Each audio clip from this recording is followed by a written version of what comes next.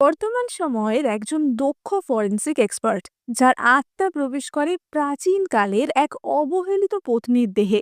তার ডাক্তারি বিদ্যার সাহায্যে সে কিভাবে একের পর এক কেস সলভ করবে এবং তার স্বামীর মনে জায়গা করে নেবে, সেই নিয়ে আজকের ভীষণ থ্রিলিং এবং মজার একটা হিস্টোরিক্যাল ড্রামা এক্সপ্লেন করব। তাহলে চলো শুরু করা যাক। আর শুরু করার আগে তোমরা কিন্তু সাবস্ক্রাইব করতে একদম ভুলো না। ড্রামার প্রথম দৃশ্যে আমরা আমাদের প্রধান চরিত্র ডক্টর সোমিকে দেখতে পাই, যে কিনা একজন ফরেনসিক এক্সপার্ট ছিল এবং সে মর্গে একটি বডির অটপসি করছিল। সেই সময় তার একজন জুনিয়র ডক্টর এসে বলে যে সোমি, এবার তুমি রেস্ট নিয়ে নাও। তুমি টানা 10 ঘন্টা ধরে এই সমস্ত সার্জারির কাজ করছো, এবার কিন্তু তুমি অসুস্থ হয়ে পড়বে। সোমি বলে যে এই কাজটা ভীষণই ইম্পর্টেন্ট। এখন যদি আমি অটোপসি না করি, বডি পরে নষ্ট হয়ে যেতে পারে, প্রমাণ আর পরে পাওয়া যাবে না। তাই এই কাজটা আমাকে এখনই করতে হবে। কিন্তু সেটা বলার সাথে সাথেই সোমি সেখানে অজ্ঞান হয়ে পড়ে যায়। আমরা দেখতে পাই যে সে সেখানেই মারা যায়। এত বেশি কাজ করার ফলে সে সেখানেই মারা যায় এবং তার জ্ঞান ভাঙে আজ থেকে বহু বহু বছর আগের চীন সাম্রাজ্যের সময়কালে। এবং সে দেখতে পায় যে তাকে এক জায়গায় হাত বেঁধে রাখা হয়েছে এবং তার সামনে একজন খুব হ্যান্ডসাম একটি ছেলে আসে, যার নাম ছিল এডওয়ার্ড, এবং সে ছিল চিং সাম্রাজ্যের একজন রাজকুমার। এবার সোমি প্রথমে ভাবে যে আমি কি এতটাই টায়ার্ড হয়ে গেছি যে আমি স্বপ্ন দেখছি, কিন্তু এটা আমার সামনে কে? বাহ, বেশ হ্যান্ডসাম দেখতে তো। এটা কি কোনো কসপ্লে হচ্ছে? কিন্তু তখনই এডওয়ার্ড এসে তাকে ঠাস করে এক চড় মারে এবং বলে যে তোমার চোখ মুখ এরকম কেন, মনে হচ্ছে তুমি এগুলো মজা করছো। এবার সৌমি বুঝতে পারে যে এটা কোনো কসপ্লে না। সে বলে যে তুমি কে? তুমি আমার উপর এরকম অত্যাচার করার জন্য তোমার কিন্তু শাস্তিও হতে পারে, সে তুমি যতই রাজার পোশাক পরে থাকো না কেন। কিন্তু এডওয়ার্ড তখনই বলে যে তুমি বাজে কথা বলা বন্ধ করো। তুমি ওর বাচ্চাকে ক্ষতি করার চেষ্টা করেছো, এর জন্যই তোমাকে শাস্তি পেতে হচ্ছে। এবার সেখানে আমরা সমীর সৎ বোন সেলিনকে দেখতে পাই, যে কিনা সমীর বাবার উপপত্নীর মেয়ে ছিল এবং তারা দুজনেই এডওয়ার্ডের স্ত্রী ছিল। এডওয়ার্ড সমীর গাল ধরে বলে যে তোমার পরিবার যদি আমাকে তোমাকে বিয়ে করার জন্য জোর না করতো, আমি কখনোই তোমাকে বিয়ে করতাম না। কিন্তু তখনই সমী এডওয়ার্ডের আঙুল কামড়ে দেয় এবং তখনই সেলিন উঠে এসে সমীকে এক চড় মারে। সেলিন বলে যে দিদি, ভুলে যেও না তুমি কিন্তু রাজ পরিবারের একটা অংশ। তুমি প্রথমে আমাকে বুলি করলে আমার বাচ্চাটার ক্ষতি করার জন্য, আর এখন তুমি রাজকুমারকে অপমান করছো।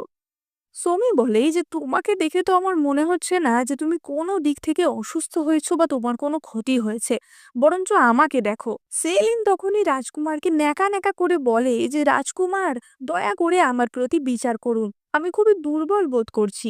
রাজকুমার এডওয়ার্ড সোমিকে বলে যে সোমি, কি বলতে চাও তুমি? সোমি বলে যে রাজকুমার, আমি সত্যিই বলছি, আপনি যদি আমাকে আর এইভাবে 5 মিনিটও বেঁধে রাখেন, তাহলে আমার হাতে রক্ত চলাচল বন্ধ হয়ে যাবে আর আমি এখানেই মরে যাব। এই কথা শুনে এডওয়ার্ড সঙ্গে সঙ্গে তার হাতের দড়িগুলি কেটে দেয় এবং বলে যে তুমি মরলে না বাঁচলে তাতে আমার কিছুই আসে যায় না, কিন্তু তুমি যদি এর পর থেকে সেলিনকে কোনোভাবে ক্ষতি করার চেষ্টা করেছো, আমি কিন্তু তোমাকে মেরে ফেলবো। সোমি বলে যে এটা এমনিতেও আমার পুনর্জন্ম, এখানে আমি কারোর মার বকা অত্যাচার সহ্য করতে আসিনি। তোমার যদি এতই সমস্যা থাকে, আমাকে ডিভোর্স দিয়ে দাও। সেলিন তক্ষুনি বলে যে বাবা দিদি, তুমি তো রাজকুমারকে বিয়ে করার জন্য এত উতলা হয়ে পড়েছিলে, আর তুমি এখন ডিভোর্স চাইছো। এবং সঙ্গে সঙ্গে এডওয়ার্ড তার তরোয়ালটি সমীর গলায় ধরে এবং বলে যে আজকে তুমি এরকম পাগলের মতো ব্যবহার কেন করছো? তুমি জানো যে তুমি আমাকে ছেড়ে যেতে চাইলে আমি কি করতে পারি? ভালো করে ভেবে দেখো যে তুমি সত্যিই ডিভোর্স চাও কিনা। এবার এডওয়ার্ড যখন হেঁটে আসছিল, তার পায়ের তলায় সেই দড়িটা থাকে যে দড়িটা দিয়ে সমীকে বেঁধে রাখা হয়েছিল, এবং এডওয়ার্ডের পা সেখানে পড়তেই সমী দৌড়ে গিয়ে দড়িতে টান দেয়, ফলে এডওয়ার্ড সেখানেই চিৎপটাং হয়ে পড়ে যায়। এডওয়ার্ড তো সঙ্গে সঙ্গে তলোয়ার দিয়ে তার দড়িটা কেটে নেয়, কিন্তু সমী সঙ্গে সঙ্গে তার উপর ছুটে গিয়ে তার গলায় নিজের চুলের কাঁটাটি ধরে এবং বলে যে তুমি বলো যে তুমি আমাকে ডিভোর্স দেবে কি দেবে না। এবার এডওয়ার্ড সমীর এইরকম রূপ দেখে একটু অবাক হয়ে যায় এবং বলে যে হঠাৎ তুমি এরকম বিহেভ করছো কেন, তোমার আজকে কি হলো? এবং সে সৌমিকে কোলে তুলে নেয় এবং কোলে নিয়ে তাকে ঘরে নিয়ে যায়। এডওয়ার্ড বলে যে তুমি কি ইচ্ছে করে এরকম করছো যাতে তুমি আমাকে অ্যাট্রাক্ট করতে পারো? কিন্তু সৌমি তাকে লাথি মেরে সরিয়ে দেয় এডওয়ার্ড বলে যে তুমি আমার স্ত্রী, আমি চাইলে তোমার সাথে যা খুশি করতে পারি। এবং সে আবারও সোমির ওপর ঝাঁপিয়ে পড়ে। সোমি বলে যে দুশ্চরিত্র কোথাকার, আমাকে ছাড়ো। কিন্তু তখনই একজন কর্মচারী আসে এবং বলে যে রাজকুমার, সেলেনের হঠাৎ খুবই পেট ব্যথা করছে, আপনি তাড়াতাড়ি চলুন। এবার সেলেন হয়তো ব্যাপারটা ইচ্ছে করেই করেছিল যাতে রাজকুমার সোমির সাথে ইন্টিমেট হতে না পারে। এবং রাজকুমার সেলেনকে দেখার জন্য সেখান থেকে বেরিয়ে যায়। এবার সোমি বুঝতে পারে যে সে যে দেহে এসে প্রবেশ করেছে সেই দেহটি ভালো করে এতদিন যত্ন আত্তি পায়নি। অর্থাৎ আসলে যে সোমি অর্থাৎ এডওয়ার্ডের স্ত্রী ছিল তাকে খুবই অত্যাচার করা হতো। এবং সে দুর্বল হয়ে সেখানেই অজ্ঞান হয়ে যায়। জ্ঞান ফিরলে সে দেখে যে তার সামনে সেলেন। সেলেন বলে যে তুমি এডওয়ার্ডকে সিডিউস করতে চাইছো। তুমি জানো আমি কত কষ্ট করে এডওয়ার্ডকে নিজের করে রেখেছি। এবং সে সোমির হাত বাড়িয়ে দেয়। সোমি বলে যে তোমার সাহস হয় কি করে আমার হাত বাড়ানোর? এই হাতটা আমি ফরেনসিক করার জন্য ব্যবহার করি। সেলেন বলে যে বাবা, হাত নিয়ে এত চিন্তা? তোমার পুরো দেহই আমি আজকে নষ্ট করে দেব। এবং সে তার এক কর্মচারীকে ডাকে, যে কিনা হাতে করে একটি খাঁচায় ইঁদুর নিয়ে আসে। এবং সেই ইঁদুর সোমির দেহে ছেড়ে দিয়ে তার দেহকে ক্ষতবিক্ষত করাই সেলিনের প্ল্যান ছিল। সে বলে যে কখনো মাইস পানিশমেন্ট কি সেটা শুনেছ? এবং তার কর্মচারীরা এসে সেই খাঁচাটি সোমির গায়ে ধরে। কিন্তু তখনই সোমি খেয়াল করে যে তার ফরেন্সিকের যে টুল বক্সটা ছিল সেটাও তার সাথে টাইম ট্রাভেল করেছে। এবং সে সেই বক্স খুলে তার ফরেন্সিক করার একটি ছুরি বার করে এবং সেটা সেলিনের গলায় ধরে বলে যে এটা যদি তোমার গলায় আমি চালিয়ে দিই এক্ষুনি কিন্তু তুমি মারা যাবে। এবার সেলিন তো চাচাতে থাকে যে রাজকুমার আমাকে বাঁচাও। এবং তখনই সেখানে এডওয়ার্ড আসে। এডওয়ার্ডকে দেখে সেলিন পেট চেপে বসে পড়ে, যে আমার পেটে প্রচন্ড ব্যথা করছে, আমার মনে হয় এক্ষুনি বাচ্চা হয়ে যাবে। এবার এডওয়ার্ড সঙ্গে সঙ্গে ডাক্তারকে ডাকে। সে সোমির হাত ধরে বলে যে যদি আজকে সেলিনের কিছু হয় বা আমার সন্তানের কিছু হয় আমি কিন্তু তোমাকে ছাড়বো না। এবার আমরা পরবর্তী দৃশ্যে দেখতে পাই যে সেলিনের পেটে যে সন্তানটি ছিল সেটি মারা যায়। এডওয়ার্ড বলে যে তুমি আমার প্রথম সন্তানকে মার্ডার করেছো, তোমার জন্যই সেলিনের মিসক্যারেজ হয়েছে। তুমি বলো এই দোষ কি তুমি স্বীকার করছো? সোমি বলে যে রাজকুমার, সেলিনের আসলে কোনো বাচ্চাই ছিল না, সেলিন কোনোদিন প্রেগনেন্টই ছিল না। সুতরাং ওর কোনো বাচ্চাকে আমি মারিনি। এবার সেলিন তো ঢং করে বলতে থাকে যে রাজকুমার ও মিথ্যে কথা বলছে, ওর জন্যই আমার বাচ্চাটা মারা গেছে, আপনি ওকে শাস্তি দিন। সোমি বলে যে তাই, তাহলে তোমার বাচ্চার মৃতদেহটা এক্ষুনি আমার কাছে এনে দাও, তাহলেই প্রমাণ হয়ে যাবে যে সেটা তোমার বাচ্চা নাকি অন্য কিছু।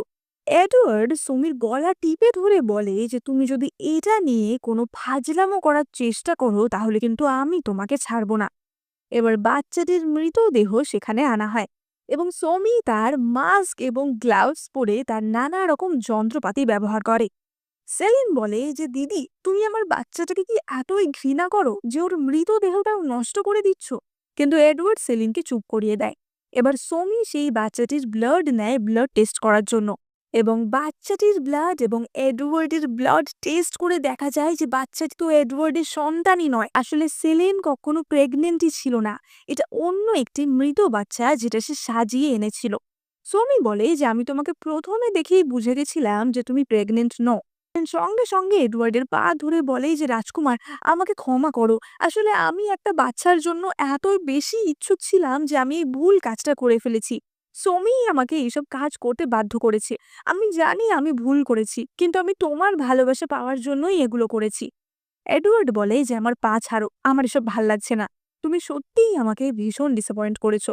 আমি জানি তুমি আমাকে ভালোবাসো। সোমি বলে যে কি, এবার তো প্রমাণ হলো যে আমি ঠিক। এবং এই বলে সে তো অ্যাটিটিউড নিয়ে সেখান থেকে চলে যায়। এডওয়ার্ড ভাবে যে হঠাৎ করে সোমির কি হলো, ও হঠাৎ করে এত হাই ক্লাস অটোপসি কোথা থেকে শিখলো। এবার পরবর্তী দৃশ্যে আমরা দেখতে পাই যে সুমিত ডিনার করছিল এবং ডিনারে তাকে বাসি পচা খাবার খেতে দেওয়া হয়েছিল। এবং সেখানে আমরা তাদের বাড়ির হাউস কিপার কেঞ্জিকেও দেখতে পাই। সমি বলে যে এটা আমাকে কি খাবার দেওয়া হয়েছে, এটা তো একদমই পচা বাসি খাবার। কেঞ্জি বলে যে কিন্তু সেলিন ম্যাডামের আদেশ আছে যে আপনাকে এই খাবারই দেওয়া হবে, আর তাছাড়া আপনি তো 6 মাস ধরে এই খাবারই খাচ্ছেন, কিন্তু আপনি কিছু কমপ্লেন করেননি। সুমি মনে মনে ভাবি যে 6 মাস ধরেই মেয়েটাকে বাসি খাবার খাওয়ানো হয়েছে, তাই জন্যই ওর বডি এত দুর্বল। সুমি সঙ্গে সঙ্গে কেঞ্জির গলায় তার ছুরি চেপে বলে যে ও, আমাকে এই খাবারটা খাওয়ানো হচ্ছে, তাহলে তুমি আগে নিজে এই খাবারটা খেয়ে দেখো যে শেষ করতে পারো কিনা, করো এখনই শেষ করো। এবং কেনজি যখন সেই খাবার খেতে যায় সে তো এক গ্রাসও খেতে পারে না। সমি বলে যে এক্ষুনি তোমার জামা খোলো, এবং সে কেনজির জামা নিয়ে তাকে দড়ি দিয়ে হাত পা বেঁধে দেয়। সে বলে যে ধন্যবাদ আমাকে এই ম্যানশন থেকে বেরোনোর জন্য সাহায্য করার জন্য। আর আমার এই কথাগুলো রাজকুমারকে বলে দিও যে প্রত্যেকেরই আলাদা আলাদা ভবিতব্য থাকে। এডওয়ার্ড ওই সেলিনকেই ডিজার্ভ করে, যেমন একটা ডগ একটা বিচকে ডিজার্ভ করে সেই রকম। এবার সোমি ভাবে যে সে তো এখান থেকে বেরিয়ে যাবে, কিন্তু বেরিয়ে গেলে তার তো টাকাও দরকার হবে, এবং সে কেঞ্জিরি কোমরে যে টাকার পুটুলিটি ছিল সেটি নিয়ে নেয় এবং সেখান থেকে চলে যায়। কেনজি তো চেঁচাতে থাকে যে আমাকে ছেড়ে দিন, আমাকে ছেড়ে দিন। এবার অন্যদিকে আমরা এডওয়ার্ড এবং সেলিনকে দেখতে পাই। সেলিন তো তখনও এডওয়ার্ডের কাছে সৌমির নামে নালিশ করছিল যে দিদি আজকাল আমাকে ভীষণ বুলি করে, ও কথায় কথায় আমাকে টোন টিটকিরি দেয়। এডওয়ার্ড বলে যে চিন্তা করো না, ও আগের থেকে বেশ অনেকটা আলাদা হয়ে গেছে, হয়তো এখন আর ওরকম করবে না। কিন্তু তখনই একজন কর্মচারী এসে খবর সৌমি কেঞ্জির কাপড় এবং টাকা চুরি করে সেখান থেকে পালিয়েছে, এবং সে রাজকুমারের জন্য একটা বার্তাও রেখে গেছে। এবং সেই বার্তা অর্থাৎ একজন ডগ বিচের জন্য পারফেক্ট, সেটা শুনে এডওয়ার্ড তো প্রচন্ড রেগে যায়। এবার অন্যদিকে আমরা সোমিকে দেখতে পাই যে কিনা একটি গ্যাম্বলিং হাউস অর্থাৎ একটি জুয়া খেলা থেকে গেছিল, এবং সেখানে গিয়ে সে একের পর এক জুয়ার দান জিতছিল। সে সেখানে ছেলের পোশাক পরে জুয়া খেলছিল এবং প্রত্যেকটা বড় বড় দান সেই জিতে যাচ্ছিল। এবার আশেপাশের লোকেরা তো সবাই অবাক হয়ে যায় যে একে তো আগে দেখিনি, এ প্রথম দিন এসেই এত ভালো কি করে খেলছে। সবাই তো বলতে থাকে যে তুমি আমাকে শিখিয়ে দাও যে তুমি কিভাবে এত ভালো খেলছো। সো আমি মনে মনে ভাবি যে এটাই তো আমার জীবন হওয়া উচিত। এত বছর হাড় ভাঙা খাটুনি করার পর এইটুকু রেস্ট তো আমি ডিজার্ভ করি। কিন্তু তখনই সেখানে যে লোকটি এই খেলাটি পরিচালনা করছিল সেই লোকটি অর্থাৎ বব বলে ওঠে যে তুমি এত কটা রাউন্ড কি করে জিতে গেলে, তুমি নিশ্চয়ই কোনো না কোনো চিটিং করেছো। সৌমি বলে যে আমি চিটিং করেছি, কোনো প্রমাণ আছে তোমার কাছে, নাকি তুমিই চিটিং করেছো? এবং সে ববের হাত ধরে টান মারলেই দেখা যায় যে তার জামার হাতার তলায় একটা ম্যাগনেট ছিল। সৌমি সবার সামনে ববকে এক্সপোজ করে দেয়, কারণ খেলাতে যে ঘুঁটিগুলি বা ডাইসগুলি ছিল সেগুলি আয়রনের তৈরি, লোহার তৈরি ছিল, এবং ববই সেই ম্যাগনেটের সাহায্যে কে জিতবে বা হারবে সেটা খানিকটা ম্যানিপুলেট করছিল। এবার সবাই যখন দেখে যে ববই আসল জোচ্চোর, তারা তো ববকেই মারতে থাকে। সৌমি বলে যে মারো মারো, ওকে ভালো করে মারো। এবং সৌমি তার নিজের জেতা সমস্ত টোকেন টাকায় ট্রান্সফার করে নিতে যায়। এবার আমরা দেখতে পাই যে এই সবই দৃশ্য কিন্তু সেখানে বসে এডওয়ার্ড দেখছিল। এডওয়ার্ড সৌমিকে লক্ষ্য রাখছিল এবং সে মনে মনে ভাবে যে সৌমিকে আমি এত খুশি কোনোদিন দেখিনি, ও কি সত্যিই আমাকে ছেড়ে দিতে চায়। এডওয়ার্ড তার গার্ডকে বলে যে আমি ফিরে যাচ্ছি, ওকে ওর মতো থাকতে দাও, কিন্তু এই 2 দিন তুমি সবসময় গোপনে ওর ওপর নজর রাখবে, কারণ এখানে অনেক রকম লোক আছে, যেন ওর কোনো বিপদ না হয়। এডওয়ার্ড মনে মনে ভাবে যে সৌমি, তুমি তো আমাকে বিয়ে করতে চেয়েছিলে, কিন্তু এখন তুমি আমার থেকে পালাতে কেন চাইছো? এবার সৌমি তো রাতের বেলা ওই জুয়াখানাতেই ঘুমিয়ে পড়েছিল, কিন্তু হঠাৎই মাঝরাতে জুয়াখানার একজন অপর কর্মচারী টম এসে সৌমিকে ডাকে এবং বলে যে স্যার উঠুন, আপনার সাথে যে লোকটির তর্ক হয়েছিল, আপনার জন্য যাকে মার খেতে হলো, সেই ববকে কেউ মার্ডার করেছে। এবার সৌমি তো অবাক হয়ে যায় যে এটা কিভাবে সম্ভব। আবারও তার ফরেন্সিক এক্সপার্টের রূপ ধারণ করে এবং সে বডির কাছে গেলেই টম বলে যে বডিতে হাত দেবেন না, কিন্তু সৌমি তার কথায় কোনো কান দেয় না। সে বলে যে বডিটাকে কেউ সরিয়েছিল বা হাত দিয়েছিল। টম একটু পিছিয়ে গিয়ে বলে যে না, কেউ তো হাত দেয়নি, আপনি সত্যিই সাহসী, না হলে কেউ এইভাবে মৃতদেহের কাছে যাওয়ার সাহস করে না। এবার সৌমি দেখে যে ববের দেহ একদমই রক্তশূন্য, তার মুখের ভেতর এবং চোখও একদম রক্তশূন্য, এবং মাটিতে অনেক রক্ত পড়ে আছে। বোঝাই যাচ্ছে যে এই রক্তক্ষয়ের ফলেই তার মৃত্যু হয়েছে। এবার ততক্ষণে এই গ্যাম্বলিং হাউসের মালিক মিস্টার জ্যাকসন পুলিশ নিয়ে আসে এবং সে সৌমিকে দেখিয়ে পুলিশকে বলে যে এই লোকটাই ববকে মেরেছে, এই লোকটার সাথেই ববের আজকে ভীষণ ঝামেলা হয়েছিল, নিশ্চয়ই রাগ বার করতে এই লোকটাই ববকে মার্ডার করেছে। পুলিশ বলে যে এক্ষুনি একে ধরো এবং থানায় নিয়ে গিয়ে ওকে জিজ্ঞাসাবাদ করা হবে। যদি 3 দিনের মধ্যে ও নিজেকে বেকসুর খালাস না করতে পারে তাহলে ওকেই কালপ্রিট বলে ধরা হবে। এবং পুলিশের লোকেরা তখনই সৌমিকে ধরতে যায় এবং টানাটানিতে সৌমির মাথার কাঁটাটি খুলে যায় এবং তার চুল খুলে যায় এবার সবাই বুঝতে পারে যে তার মানে সৌমি একজন মহিলা। তারা বলে যে নিশ্চয়ই অন্য কোনো ভিতরে ব্যাপার আছে, না হলে মহিলাটি একে মার্ডার কেন করবে। কিন্তু তখনই সেখানে এডওয়ার্ড আসে এবং বলে যে আমার স্ত্রীর গায়ে হাত দেবার সাহস কার হলো। এবার এডওয়ার্ডকে দেখি সবাই তো বউ করে যে রাজকুমার এখানে এসেছে। এডওয়ার্ড বলে যে সোমি, তুমি কি অটোপসি করে দেখেছো? সোমি বলে যে হ্যাঁ, ওর বুকে আঘাতের ফলেই ও মারা গেছে। সোমি বলে যে মহারাজ, আমি যদি কাউকে সামনে থেকে বুকে আঘাত করি ছুরি দিয়ে, তাহলে কি সে একটু স্ট্রাগল করবে না? কিন্তু এখানে স্ট্রাগলের কোনো নামগন্ধই নেই। সোমি বলে যে আমি মনে হয় আন্দাজ করতে পারছি ওকে কে মেরেছে, কিন্তু তার জন্য আমাকে ওর দেহটা ডাইসেক্ট করে দেখতে হবে। তখনই টম বলে ওঠে যে কিন্তু ওর দেহটা ওর বাবা মায়ের দেহ একটা উপহার, কারণ মৃত্যুর পর এইভাবে দেহ কাটাছেঁড়া করা কি ঠিক হবে? কিন্তু এডওয়ার্ড তাকে চুপ করিয়ে দেয় এবং সোমি ববের দেহ অটপসি করে। সোমি বলে যে আমি যেমনটা ভেবেছিলাম তাই, এখন আমার কাছে সবটা পরিষ্কার হয়ে গেছে। ওকে মেরেছে টম। কারণ ববের পেটে যে খাবার পাওয়া গেছে সেগুলো এখনো ডাইজেস্ট হয়নি এবং বব মারা গেছে এখনো 2 ঘন্টা সময়ও হয়নি। অর্থাৎ বলা যেতে পারে বব এমন কারোর সাথে ছিল যার সাথে সে খুবই রিল্যাক্সড ছিল, এবং এই জায়গাটি অর্থাৎ গ্যাম্বলিং হাউস ক্লোজ হওয়ার পর সে কারোর সাথে বসে খাওয়া দাওয়া করেছে, তারপরই সে মারা গেছে। এবং সেটা একমাত্র টমই হতে পারে। এবার টম তখনই সেখান থেকে পালানোর চেষ্টা করে, কিন্তু পুলিশ তখনই তাকে ধরে নেয়। সমি আরও বলে যে ও যখন মাঝরাতে আমাকে ববের মৃত্যুর খবরটা দিতে এসেছিল, তখনই আমি ওর কাছ থেকে রক্তের একটা গন্ধ পেয়েছিলাম। আমার তখনই সন্দেহ হয়েছিল নিশ্চয়ই মার্ডার ওয়েপেনটা ওর কাছেই আছে। এবং দেখা যায় যে সত্যি টমের জামার মধ্যে সেই ছুরিটা লুকানো ছিল, যেটা দিয়ে ববকে মারা হয়েছে। সমি বলে যে তুমি ববের থেকে টাকা আদায় করতে পারছিলে না, তাই জন্যই তুমি রেগে গিয়ে ওকে মেরে ফেলেছো, তাই তো? এবার টম তার দোষ স্বীকার করে এবং পুলিশ তাকে থানায় নিয়ে যায়। এবার সবাই সেখান থেকে চলে যায় এবং সবার সাথে তো সোমিও টুকটুক করে কেটে পড়ছিল। কিন্তু এডওয়ার্ড তাকে ধরে বলে যে কোথায় যাচ্ছ তুমি? তোমার পরিচয় এখন সবার কাছে ফাঁস হয়ে গেছে, তুমি এরকম ছেলে সেজে ঘুরে বেড়াতে পারবে না। তুমি জানো বাইরে কত বিপদ হতে পারে, তুমি আমার সাথে এখনই বাড়ি ফিরে চলো। সোমি বলে যে না, আমি আর বাড়িতে ওই পচা খাবার খেতে পারবো না। এডওয়ার্ড বলে যে কি, তোমাকে পচা খাবার কে দেয়? সোমি বলে যে আমি বললেও তো তুমি বিশ্বাস করবে না। যাই হোক, আমি ফিরে যেতে পারি, কিন্তু আমার দুটো শর্ত আছে। এক তো আমি যেখানেই যেতে চাই না কেন আমাকে যেতে দিতে হবে, আমার উপর কোনো রেস্ট্রিকশনস দিলে হবে না। আর দ্বিতীয়ত, এই রাস্তার শেষে একটা দোকান আছে, আমি ওই দোকানটা কিনতে চাই। এডওয়ার্ড বলে যে কিন্তু ওটা তো একটা কফিন শপ। সমি মনে মনে ভাবে যে হ্যাঁ, কফিন শপের থেকে ভালো মৃতদেহ পাওয়ার জায়গা আর কোথায় থাকতে পারে। আর আমার মতো একজন ফরেন্সিক এক্সপার্টের জন্য ওটাই তো সবচেয়ে ভালো জায়গা। এবার এই শর্তে রাজি হয়ে এডওয়ার্ড সোমিকে নিয়ে বাড়ি চলে যায়। এবার সেলিন যখন দেখে যে এডওয়ার্ড সোমিকে নিয়ে তার সামনে দিয়ে চলে গেল এবং তাকে কোনো পাত্তাও দিল না, সেলিন তো প্রচন্ড রাগ করে এবং সে মনে মনে ঠিক করে যে সোমিকে সে শিক্ষা দেবে। এবার আমরা পরের দিন সকালে দৃশ্য দেখতে পাই। সমি কেনজির থেকে যে টাকাটা নিয়েছিল সেইটা সে ভাবে যে ফিরিয়ে দেওয়া উচিত, এবং সে কেনজিকে খুঁজতে খুঁজতে বাগানের দিকে যাচ্ছিল। এবং তখনই সে দেখতে পায় যে বাগানে কেনজির সাথে তার বোন সেলিন। সেলিন কেনজিকে বলে যে ওই মেয়েটার জন্য রাজকুমার আমাকে অপমান করেছে, আমি ওকে একদম ছাড়বো না। কেনজি তাকে ভালোবেসে বলে যে রাজকুমারী, আপনি রাগ করবেন না, আপনার যাই প্ল্যান থাকুক না কেন তাতে আমি সঙ্গ দেব। এবং তারা দুজন সেখানে কুচুমুচু করতে থাকে। এবার সই তো তাই দেখে বুঝে যায় যে তার মানে এদের দুজনের মধ্যে কিছু একটা চক্কর চলছে।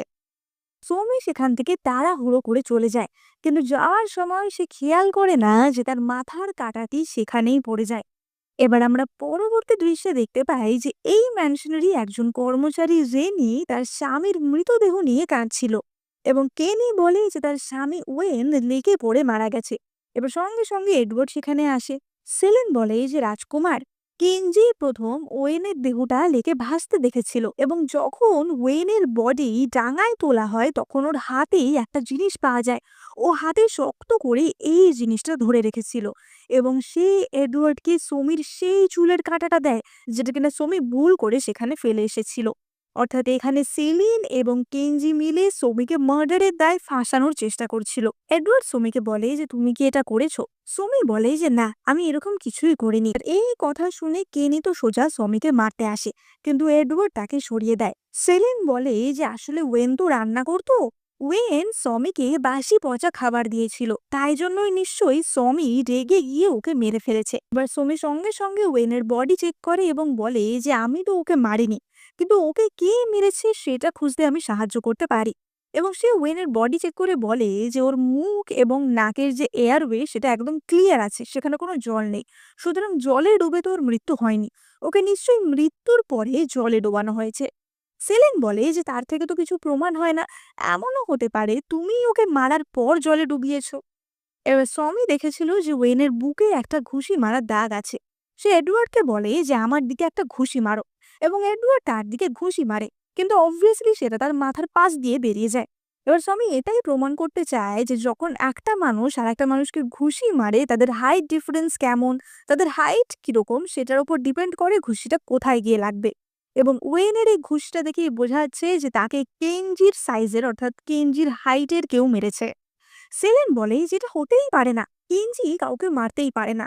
সোমি বলে যে আমি তো তোমাকে কিছু বলছি না, কেনজির কথায় তোমার এত চিন্তা কিসের। সেলেন তো সঙ্গে সঙ্গে ন্যাকা সেজে যায়, কিন্তু এডওয়ার্ড তখনই পুলিশ ডাকতে বলে এবং বলে যেন পুলিশ সব পুরুষ পরিচারকদের চেক করে দেখে। বাট এটার তদন্ত তো একদিকে চলতে থাকে। এবার আমরা পরের দিনের দৃশ্য দেখতে পাই। এবার কেনজি এই বাড়ির হাউসকিপার ছিল এবং সমস্ত কিছুর হিসাব রাখতো। কেনজি সমিকে বলে যে আপনি যে দোকানটা কিনতে চেয়েছেন সেটা কেনা যাবে না, কারণ এখন আমাদের এত টাকা নেই। সমি বলে যে এটা কিভাবে সম্ভব, টাকা নেই।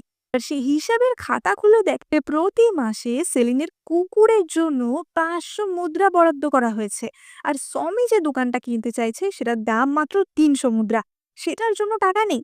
কেনজি বলে যে আপনি এরকম বলবেন না, সেলিনের কুকুরটা বিদেশি কুকুর, রাজকুমার নিজে ওটা ওনাকে উপহার দিয়েছিল, এইটুকু টাকা তো লাগবেই। সনি বলে যে তাই, তুমি এক্ষুনি আমার কাছে গত 3 বছরের সমস্ত হিসেবের খাতা নিয়ে আসো, তারপর আমি দেখছি। আর সমি তো সারা রাত জেগে সেই হিসেবের খাতার হিসাব মেলাচ্ছিল যে কোথায় গড়বড় হয়েছে, এবং সে প্রায় ঘুমে ঢলছিল। তখনই এডওয়ার্ড তাকে দেখতে পায়, এবং সমির যাতে ঠান্ডা না লাগে এডওয়ার্ড তার গায়ে চাদর চাপা দিতে যায়, কিন্তু তখনই সমি সাইডে ঘোরে এবং এডওয়ার্ডের সাথে তার প্রায় কিস হয়ে যায় এবং তারা ইন্টিমেট হয়ে পড়ে। এবার তখনই অকওয়ার্ড হয়ে সমি সেখান থেকে উঠে চলে যেতে চায়, কিন্তু আবারও সে পা পিছলে পড়ে যায় এবং এডওয়ার্ড তার ওপর পড়ে যায়।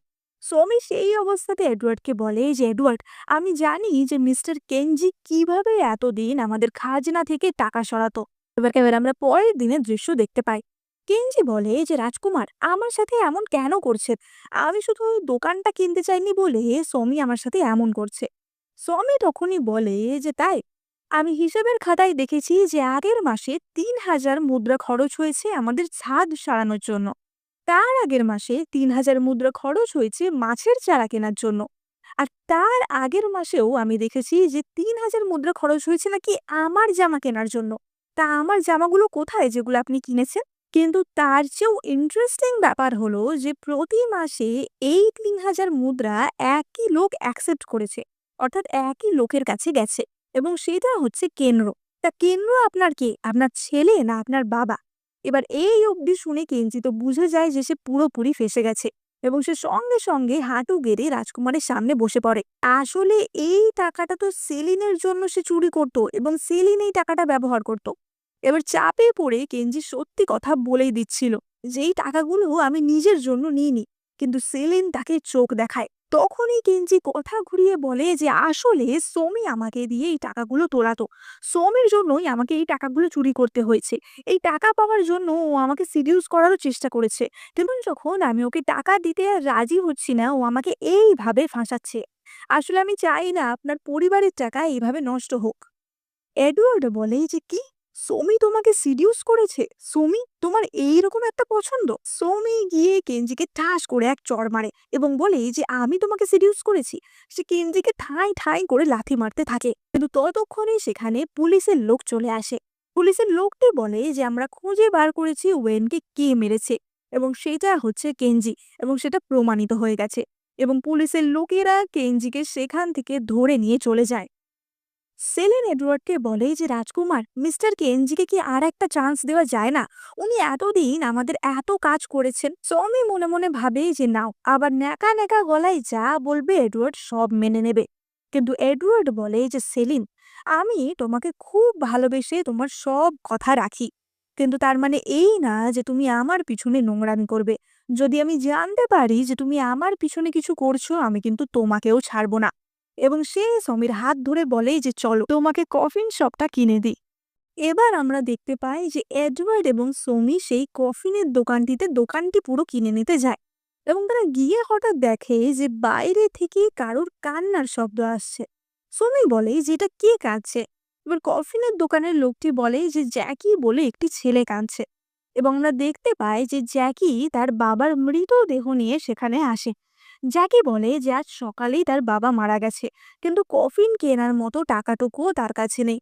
তাই তাকে যদি একটা কফিন দিয়ে সাহায্য করা হয় তাহলে সে সব ধরনের কাজ করতে রাজি আছে। কফিনের দোকানের লোকটিও বলে যে জ্যাকিরা সত্যিই খুব গরিব, জ্যাকির মাও নেই, তাদের আর কোনো আত্মীয়ও নেই, শুধুমাত্র জ্যাকি আর জ্যাকির বাবাও ছিল।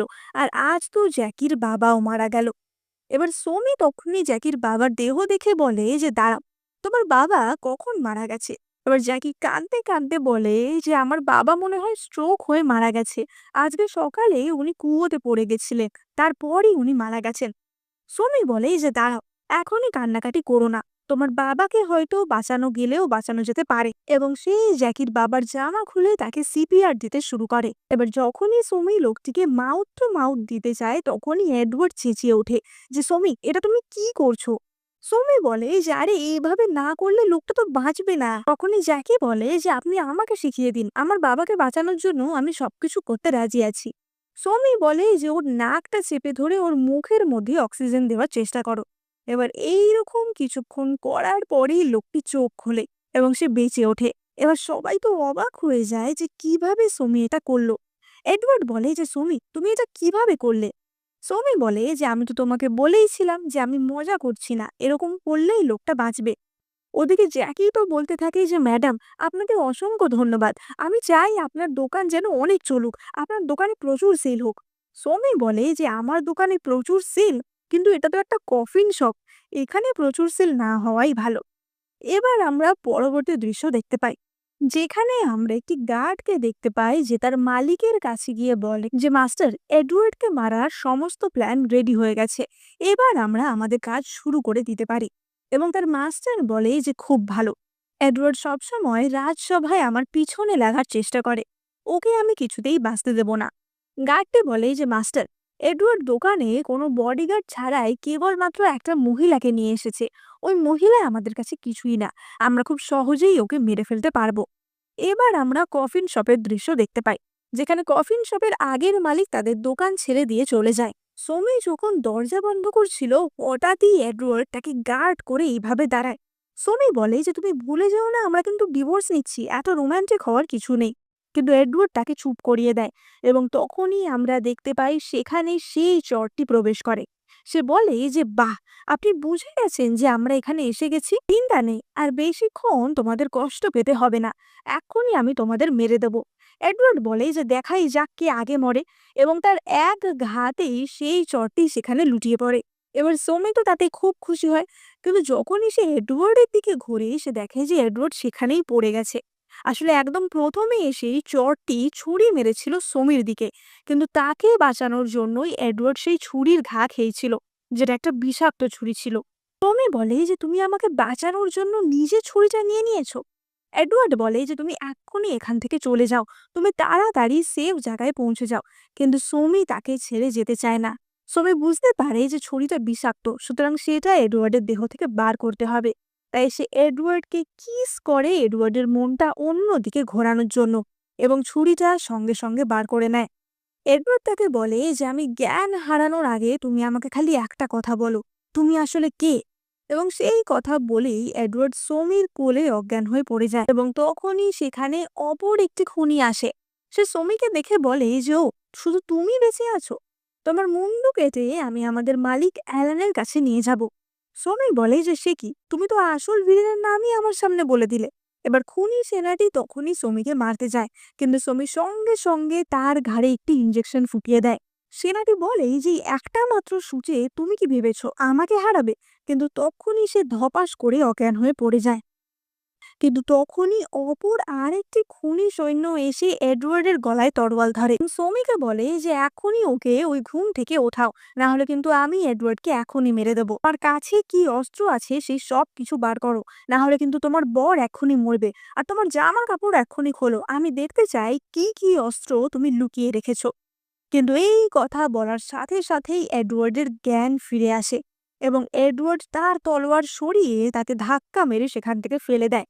সমি তার সার্জিক্যাল নাইফ নিয়ে খুনিটির কাছে গিয়ে বলে যে কখনো মেয়েদের আর এইভাবে অপমান করবে না। এ তার নাইফ দিয়ে খুনিটির পুরো সাঙ্গে আঘাত করে যাতে সে কোনোদিন আর বাবা হতে না পারে।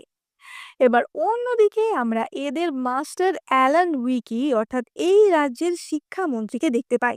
সে তো খবর পায় যে তার 3জন চরের মধ্যে কেউই এডওয়ার্ডকে মারতে পারেনি, উল্টে তারা নিজেরাই আহত অবস্থায় চলে এসছে। অ্যালান বলে যে ওরা কোনো কাজের না, এবার এই কাজটা আমাকে নিজের হাতেই তুলে নিতে হবে। আজকে রাতেই আমি এডওয়ার্ড আর ওর স্ত্রীকে আমার বাড়িতে নিমন্ত্রণ জানাবো। এবার এডওয়ার্ড তো বাড়ি গিয়ে পয়জনের অ্যান্টিডোট নিয়ে সুস্থ হয়ে ওঠে এবং সে সোমির ঘরে এসে বলে যে আর কখনো যেন আমি তোমাকে এইসব কিছু করতে না দেখি, তাহলে কিন্তু ভীষণ বকা খাবে। এবং তখনই তাদের কাছে অ্যালানের আমন্ত্রণ পত্র আসে। এবার এডওয়ার্ড আর সোমি তো জেনেই গেছিল যে তাদের অ্যালানই মারার চেষ্টা করেছে। সোমি তো তার নিমন্ত্রণ পত্র দেখে ভীষণ রেগে যায় এবং হাতা গুটিয়ে বলে যে আজকে আমি ওকে দেখে নেব, চলো ওর বাড়িতে। এবার তারা অ্যালানের বাড়িতে আসে। এবার অ্যালান তো তাদের ভীষণ খাতির করে খাওয়া দাওয়া করাতে থাকে, কিন্তু সোমি এডওয়ার্ডকে কানে কানে বলে দেয় যে আজকে কিন্তু কোনো রকম ড্রিঙ্ক করবে না, তারপর দেখো কি মজাটাই না হয়। এবার ওদিকে অ্যালান তো তাদের ড্রিঙ্কে বিষ মিশিয়ে রেখেছিল এবং সেই সবাইকে ওয়াইন অফার করে, কিন্তু সোমি বা এডওয়ার্ড কেউই অ্যালকোহল খায় না। অ্যালান বলে যে এ কি তোমরা খাচ্ছ না কেন, তোমরা কি ভেবেছো আমি কি অ্যালকোহলে বিষ মিশিয়ে রেখেছি? তাহলে এক কাজ করুন রাজকুমার, আপনি আমার পাত্র থেকে খান। এই বলে সে নিজের পাত্র থেকে এডওয়ার্ডের পাত্রে অ্যালকোহল ঢেলে দেয়। কিন্তু এডওয়ার্ড বলে যে না, আমার স্ত্রী আসলে প্রেগনেন্ট, তাই জন্য ও অ্যালকোহল এখন খাবে না, তাই ওকে সঙ্গ দেওয়ার জন্য আমিও এখন এইসব খাবো না। এবার সোমি কিন্তু প্রেগনেন্ট ছিল না, কিন্তু এটা এডওয়ার্ড একটা অজুহাত দিচ্ছিল এবং বলে যে ঠিক আছে তাহলে ড্রিঙ্ক করতে হবে না, আপনাকে বরঞ্চ একটু চা দিই। এবং সে এডওয়ার্ডকে চা দেয়। এবার অ্যালান তার ড্রিঙ্ক গ্রহণ করে এবং এডওয়ার্ড তার চা খায়। কিন্তু ড্রিঙ্ক করার পরই অ্যালানেরই বুকে ব্যথা শুরু হয়, এডওয়ার্ডের তো কিছু হয়ই না। অ্যালান বলে যে তোমরা কি আমাকে বিষ দিয়েছো নাকি? আমি কিন্তু তোমাদের কাউকে ছাড়বো না। তোমরা কি ভেবেছো তোমরা আমাকে মেরে এখান থেকে বেঁচে যাবে? কিন্তু আমিও তোমাদের চায়ে বিষ মিশিয়ে রেখেছি, আমি মরলে তোমাদের নিয়েই মরবো। এবার সোমি তখনই বলে যে এডওয়ার্ড তুমি চাটা খেলে তার মধ্যে বিষ ছিল। কিন্তু এডওয়ার্ড আসলে সেই চাটা খায়নি, সে কেবলমাত্র চা খাওয়ার নাটক করেছিল। এবং এডওয়ার্ড সঙ্গে সঙ্গে পুলিশকে ডাকে, যারা কিনা বাইরেই অপেক্ষা করছিল। এডওয়ার্ড বলে যে এক্ষুনি অ্যালান নিজে মুখেই স্বীকার করেছে যে ও ড্রিঙ্কে বিষ মিশিয়ে আমাদের মারার চেষ্টা করছিল, তাই জন্য পুলিশ সঙ্গে সঙ্গে অ্যালানকে গ্রেপ্তার করে। এবার আমরা পরের দিনের দৃশ্য দেখতে পাই। সোমি এডওয়ার্ডকে বলে যে মনে হয় না অ্যালানের যা দেহের অবস্থাও বেশি দিন জেলে সার্ভাইভ করতে পারবে। এডওয়ার্ড বলে যে ও এতদিন অনেক জালিয়াতি করেছে, ওর এখন জেলে পচাই উচিত। এবার তখনই সেখানে হন্তদন্ত হয়ে জ্যাকি আসে এবং সে প্রায় কাঁদতে কাঁদতে বলে যে ম্যাডাম, ম্যাডাম আমার বৌদিকে আপনি বাঁচান। সমি বলে যে তুমি শান্ত হও, কি হয়েছে আমাকে বলো। এবার জ্যাকি বলে যে তার এক প্রতিবেশী বৌদি আজকে সকালেই মারা গেছে, কিন্তু তার পেটের বাচ্চাটি এখনো বেঁচে আছে এবং গর্ভের ভিতর নাড়াচাড়া করছে। কিন্তু যদি সমি কিছু না করে তাহলে বাচ্চা সমেতই মেয়েটিকে কবর দেওয়া হতে পারে। এবার সমি সেখানে যায়। জ্যাকি মেয়েটির বর কার্লোকে দেখিয়ে বলে যে তোমরা এতদিন ওর ওপর অত্যাচার করতে, তোমরাই নিশ্চয়ই ওকে মেরেছো, আর তোমরা ওর বাচ্চাটাকে এখন মেরে ফেলতে চাইছো। কার্লো তখনই বলে যে কি, আমরা ওর উপর কোনো অত্যাচার করতাম না। ম্যাডাম, রাজকুমার, আপনি ওর কথাই বিশ্বাস করবেন না। আসলে আমার স্ত্রীর অনেকের সাথে সম্পর্ক ছিল, ও নিশ্চয়ই শয়তানের সাথে সম্পর্ক করে আর একটা শয়তানের জন্ম দিতে চাইছে। তাই জন্যই আমরা বলেছি যে ওকে কবর দিয়ে দেব, এই শয়তানকে পৃথিবীতে আনার কোনো প্রয়োজনীয়তাই নেই। এবার এই সব কথা বলতে বলতে জ্যাকি এবং কার্লোর মধ্যে প্রায় হাতাহাতি লেগে যায়। কিন্তু তখনই এডওয়ার্ড তাকে থামিয়ে বলে যে একদম থামো, কে কেমন কার কার সাথে সম্পর্ক আমার জানার কোনো দরকার নেই, কিন্তু মেয়েটিকে যদি তুমি মার্ডার করে থাকো তাহলে কিন্তু তোমাকে শাস্তি দেওয়া হবে। এবার সোমি তখনই অপারেশন করার কথা বলে, যাতে মেয়েটি মারা গেলেও তার বেবিটিকে বার করা যায়। কিন্তু তার বর কিছুতেই সেই জিনিসটাকে সাপোর্ট করে না। শেষ অবধি এডওয়ার্ড তার তলোয়ার কার্লোর গলায় ধরে যে একদম বেশি কথা তুমি বলো না। কিন্তু কার্লো তখনও বাজে কথা বলতে থাকে যে তোমরা আমার বউয়ের বডি নিয়ে কাটাছেঁড়া করছো, এর জন্য তোমাদের উচিত আমাকে টাকা দেওয়া। জ্যাকি বলে যে তুমি এর জন্য টাকা চাইছো, তুমি একটা নোংরা মনের মানুষ। এবার এই সব কথার মাঝখানে সমি তার সি সেকশন অপারেশন করে এবং সমি অপারেশন করতে গিয়ে দেখে যে মেয়েটির দেহে বিভিন্ন মারের দাগ। এবং তখনই বোঝা যায় যে তার মানে কার্লো লোকটি খুব একটা সুবিধার ছিল না। এডওয়ার্ড বলে যে জ্যাকি এখনই পুলিশকে ডাকো। আর কার্লো তো ঢং করে কান্নাকাটি শুরু করে দেয় যে আমার বউটা মরে গেল আর তোমরা আমাকে ফাঁসানোর চেষ্টা করছো, ভগবান আমাকে বাঁচাও, ভগবান আমাকে বাঁচাও। এবার ততক্ষণে সমি বাচ্চাটির জন্ম দিতে সক্ষম হয়।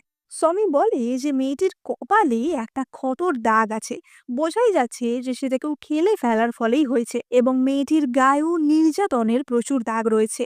এবার ততক্ষণে পুলিশ সেখানে আসে এবং বলে যে কার্লোর নামে তো এর আগেও অনেক অভিযোগ ছিল, সুতরাং বোঝাই যাচ্ছে যে সেই তার স্ত্রীকে মেরেছে। এবং পুলিশ তখনই কার্লোকে গ্রেপ্তার করে নিয়ে যায়। নিয়ে যাওয়ার আগে সমি তাকে এক লাথি মারে এবং বলে যে এটা তোমার স্ত্রীর তরফ থেকে। সে আরো একটা লাথি মেরে বলে যে এটা তোমার বাচ্চার তরফ থেকে, কারণ তাকেও তুমি মেরে ফেলতে চাইছিলে, এবং সে চলে যায়। এবার জ্যাকিও কার্লোকে এক লাথি মারে এবং বলে যে এটা আমার তরফ থেকে, এবং তারা সেখান থেকে চলে যায়। এবার সোমি আর এডওয়ার্ড তো তাদের ম্যানশনে ফিরে আসে, কিন্তু এই সব সার্জারি অপারেশন করতে করতে সোমি অনেকটাই দুর্বল হয়ে পড়েছিল। তাই জন্য এডওয়ার্ড চিকিৎসক ডাকে এবং সোমির জন্য ওষুধ প্রস্তুত করে। এবার অন্যদিকে সেলিন খবর পায় যে সোমি আর এডওয়ার্ড একটা বাচ্চা নিয়ে ফিরেছে এবং সেলিন তো হিংসায় জ্বলে পড়ে যায়। সে ভাবে যে এটা কার বাচ্চা, তাহলে কি সোমি কোনো প্ল্যান করছে এডওয়ার্ডকে তার থেকে সরিয়ে নেওয়ার। এবং সেলিন সোমির ঘরে আসে। সোমি বলে যে তোমার যদি অনেক ফাঁকা সময় থাকে তুমি পড়াশোনা শুরু করো, তাহলে অন্তত তোমার বুদ্ধিগুলো কাজে লাগানোর একটু সুযোগ পাবে। সেলেন বলে যে একদম চুপ করো, তুমি আমার বাচ্চাটাকে মেরে ফেলেছো আর নিজে একটা বাচ্চা নিয়ে এডওয়ার্ডের মন ভোলানোর চেষ্টা করছো। আমি কিন্তু এই বাচ্চাটাকে ছাড়বো না। সমি বলে যে ওই বাচ্চাটাকে তুমি টাচও করবে না। এবার তখনই সেখানে এডওয়ার্ড চলে আসে এবং সেলিন আবারও তার সেই ন্যাকা ন্যাকা রূপ ধারণ করে এবং এডওয়ার্ডের হাত ধরে বলে যে রাজকুমার, আমি তো দিদির শরীরটা খারাপ তাই জন্য দেখতে এসেছিলাম। কিন্তু এডওয়ার্ড তার কথার কোনো পাত্তা দেয় না এবং বলে যে তোমার দিদির শরীর যখন খারাপ তুমি তাহলে এখানে এসে ওকে ডিস্টার্ব করো না। সেলেন বলে যে কিন্তু ও আমাকে বুলি করছে, দেখো আমার হাতে মেরেছে। এডওয়ার্ড বলে যে তুমি এখন এখান থেকে যাও এবং সে সেলিনকে সেখান থেকে রীতিমতো তাড়িয়ে দেয়। এডওয়ার্ড সোমিকে বলে যে তোমার বোন এখনো বয়সে একটু ছোট তো তাই এত হিংসা করে, তুমি ওর সাথে একটু ধৈর্য রেখো। কিন্তু সোমি এডওয়ার্ডের কোনো কথা না শুনে সেখান থেকে চলে যাচ্ছিল। এডওয়ার্ড বলে যে তোমার কি চাই বলো, তোমাকে আমি এত ভালোবাসার চেষ্টা করছি তবুও তুমি এমন কেন করছো, তুমি কি চাও। সমি বলে যে তুমি কখনোই বুঝবে না আমি কি চাই, বোকা কোথাকার। এই বলে সে সেখান থেকে চলে যায়। এবার আমরা দেখতে পাই যে সমিরও তো মুডটা একদমই ভালো ছিল না, তাই জন্য সে জ্যাকির সাথে একটি ব্রথেলে ড্রিঙ্ক করতে যায়। সে দেখতে পায় যে এই ব্রথেলের মালিকও সেই মিস্টার জ্যাকসন, অর্থাৎ একদম প্রথমে গ্যাম্বলিং হাউসের যে মালিক ছিল সে। তার গ্যাম্বলিং হাউস ওই ঘটনার পর বন্ধ হয়ে গেছিল, তাই জন্য এখন সে এই শুঁড়িখানাটি খুলেছে। এবার মিস্টার জ্যাকসন তো সমিকে চিনতে পারে এবং বলে যে ম্যাডাম, আজকে আপনি যা ড্রিঙ্ক করবেন সবের খরচাই আমরা দেব, আপনাকে কিচ্ছু দিতে হবে না। ফলে সমি তো দেদার ড্রিঙ্ক করতে থাকে। এবার তখনই সে লক্ষ্য করে সেখানে একটি ছেলে আসে যে কিনা সেখানের একজন গণিকার সাথে বাজে ব্যবহার করছিল, জোর জবরদস্তি করার চেষ্টা করছিল। এবং সৌমি তখনই গিয়ে বলে, যাই তুমি কি করছো, এইভাবে ওকে ডিস্টার্ব করছো কেন। ছেলেটি বলে যে কি, তুমি আমাকে বাধা দিচ্ছ, তুমি জানো আমি কে, আমি মিনিস্টার অ্যালান উইকির ভাইপো। সমি বলে যে আর আমি সুপারম্যানের বাবা। এই বলে সমি তাকে ঠাস করে এক ঝড় মারে এবং উল্টে সেই ছেলেটিও সমিকে মারতে যায়। কিন্তু তখনই সেখানে এডওয়ার্ড চলে আসে এবং সমিকে সেখান থেকে নিয়ে চলে যায়। এবার তারা সুরেখানারই একটি ঘরে আসে। এবার সৌমি তো নেশার ঘরে বলতে থাকে যে এখানে কি এসি আছে, আমার হেডফোন ল্যাপটপ এগুলো আমি ভীষণ মিস করছি, আমি বাড়ি কবে যাব। এবার এডওয়ার্ড ভাবে যে সৌমি হয়তো তার বাবার বাড়ির কথা বলছে। এডওয়ার্ড বলে যে ঠিক আছে আমি তোমাকে দুদিন পর নিয়ে যাব। সৌমি বলে যে তুমি বুঝবে না আমি কি বলতে চাইছি এবং সে সেখানেই ঘুমিয়ে পড়ে। সকালবেলা মিস্টার জ্যাকসনের ডাকা ডাকিতে তাদের ঘুম ভেঙে যায় এবং তারা নিচে গিয়ে দেখে যে আগের দিন যে ছেলেটি ঝামেলা করছিল, অর্থাৎ অ্যালানের ভাইপো, সে মার্ডার হয়েছে। এবার অ্যালান তো সেখানে এসে খুব হাঙ্গামা করে এবং এর সব দোষ এডওয়ার্ডের ওপর চাপিয়ে দেয় যে তোমার সাথে কাল রাতে ওর ঝামেলা হয়েছিল, তুমি নিশ্চয়ই ওকে মেরেছো। এডওয়ার্ড বলে যে বাবা, তুমি এখনো বেঁচে আছো, পুলিশ তোমাকে ছেড়ে দিল? অ্যালান বলে যে হ্যাঁ, ভগবান আমার সাথে আছে, তাই তোমাদের সেই শয়তানি সেই দিন কাজে আসেনি, তাই জন্য আমি বেঁচে আছি, কিন্তু এবার আমি তোমাকে জেলে পাঠাবো। আর সোমি জিজ্ঞাসা করে যে প্রথম এই ভাইপোর দেহ কে দেখেছে, এবং আগের দিনের সেই মেয়েটি বলে যে আমি দেখেছি।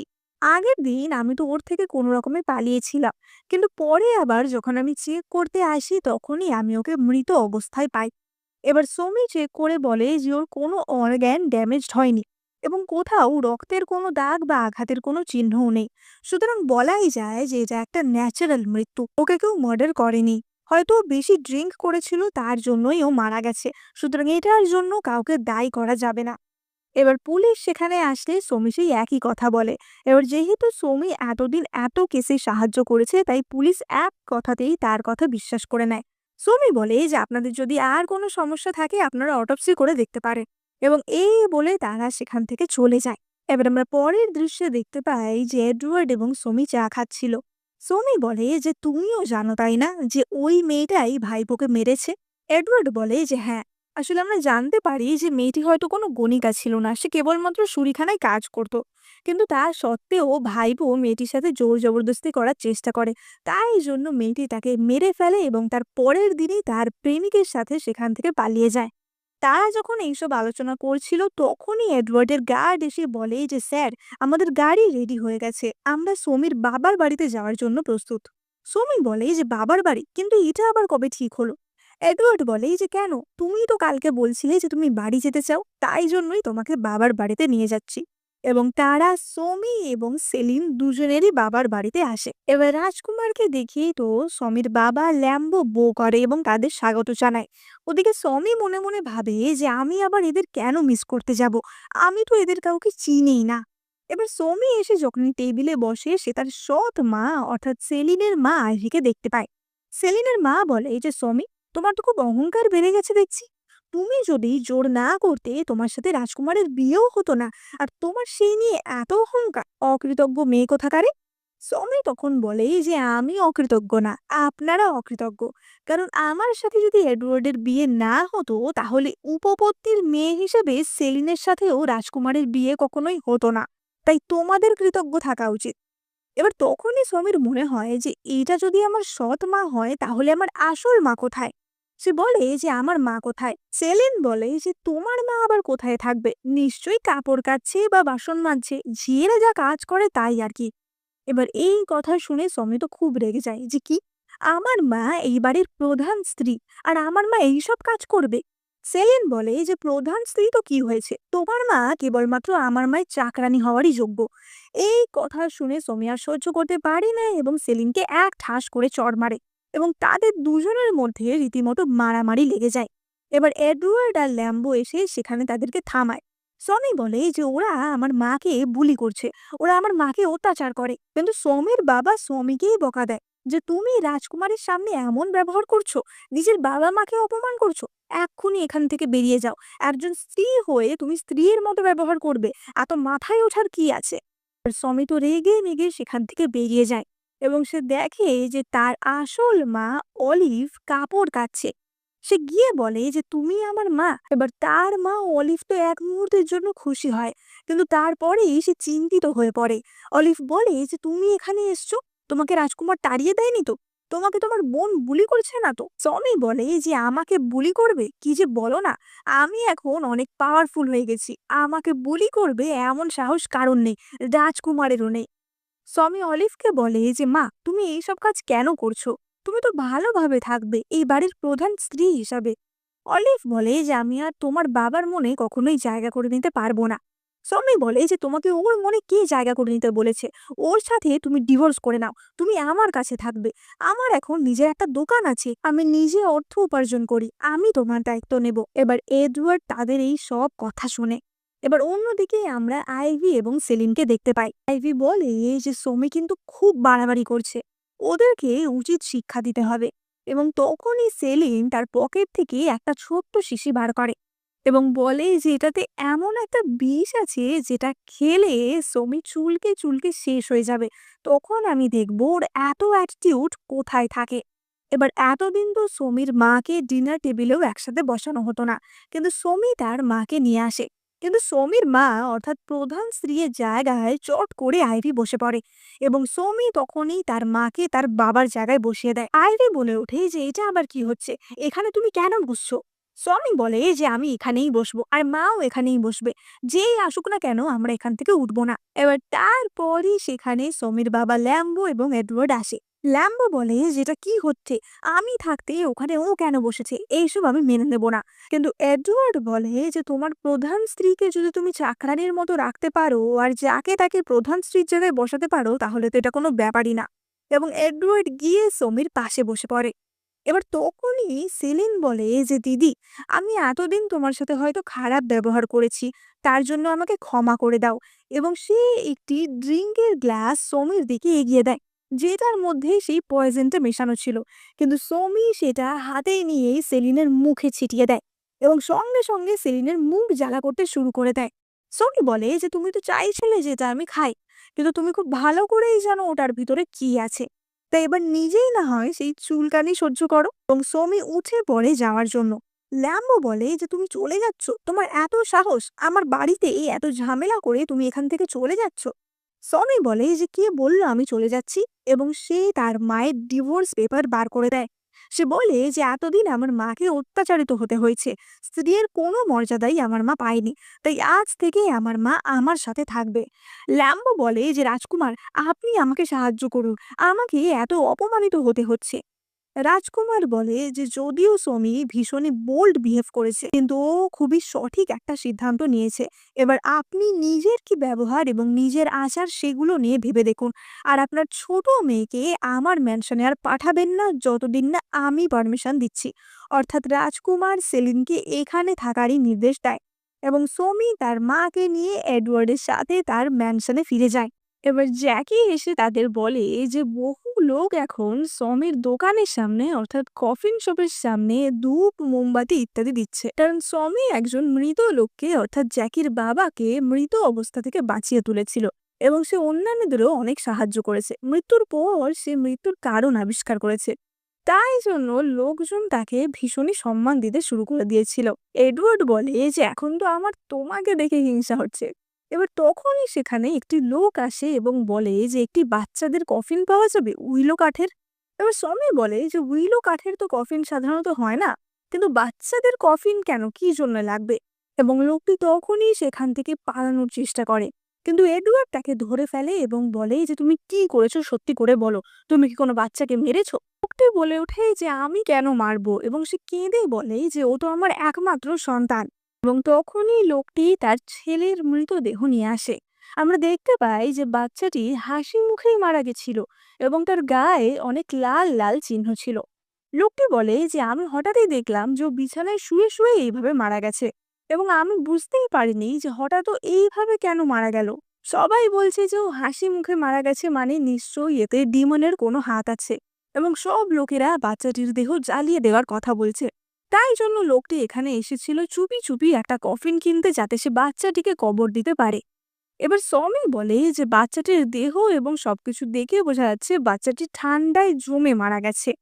কিন্তু প্রশ্ন হচ্ছে যে এখন তো গরমকাল, তাহলে বাচ্চাটি ঠান্ডায় জমলো কোথায়?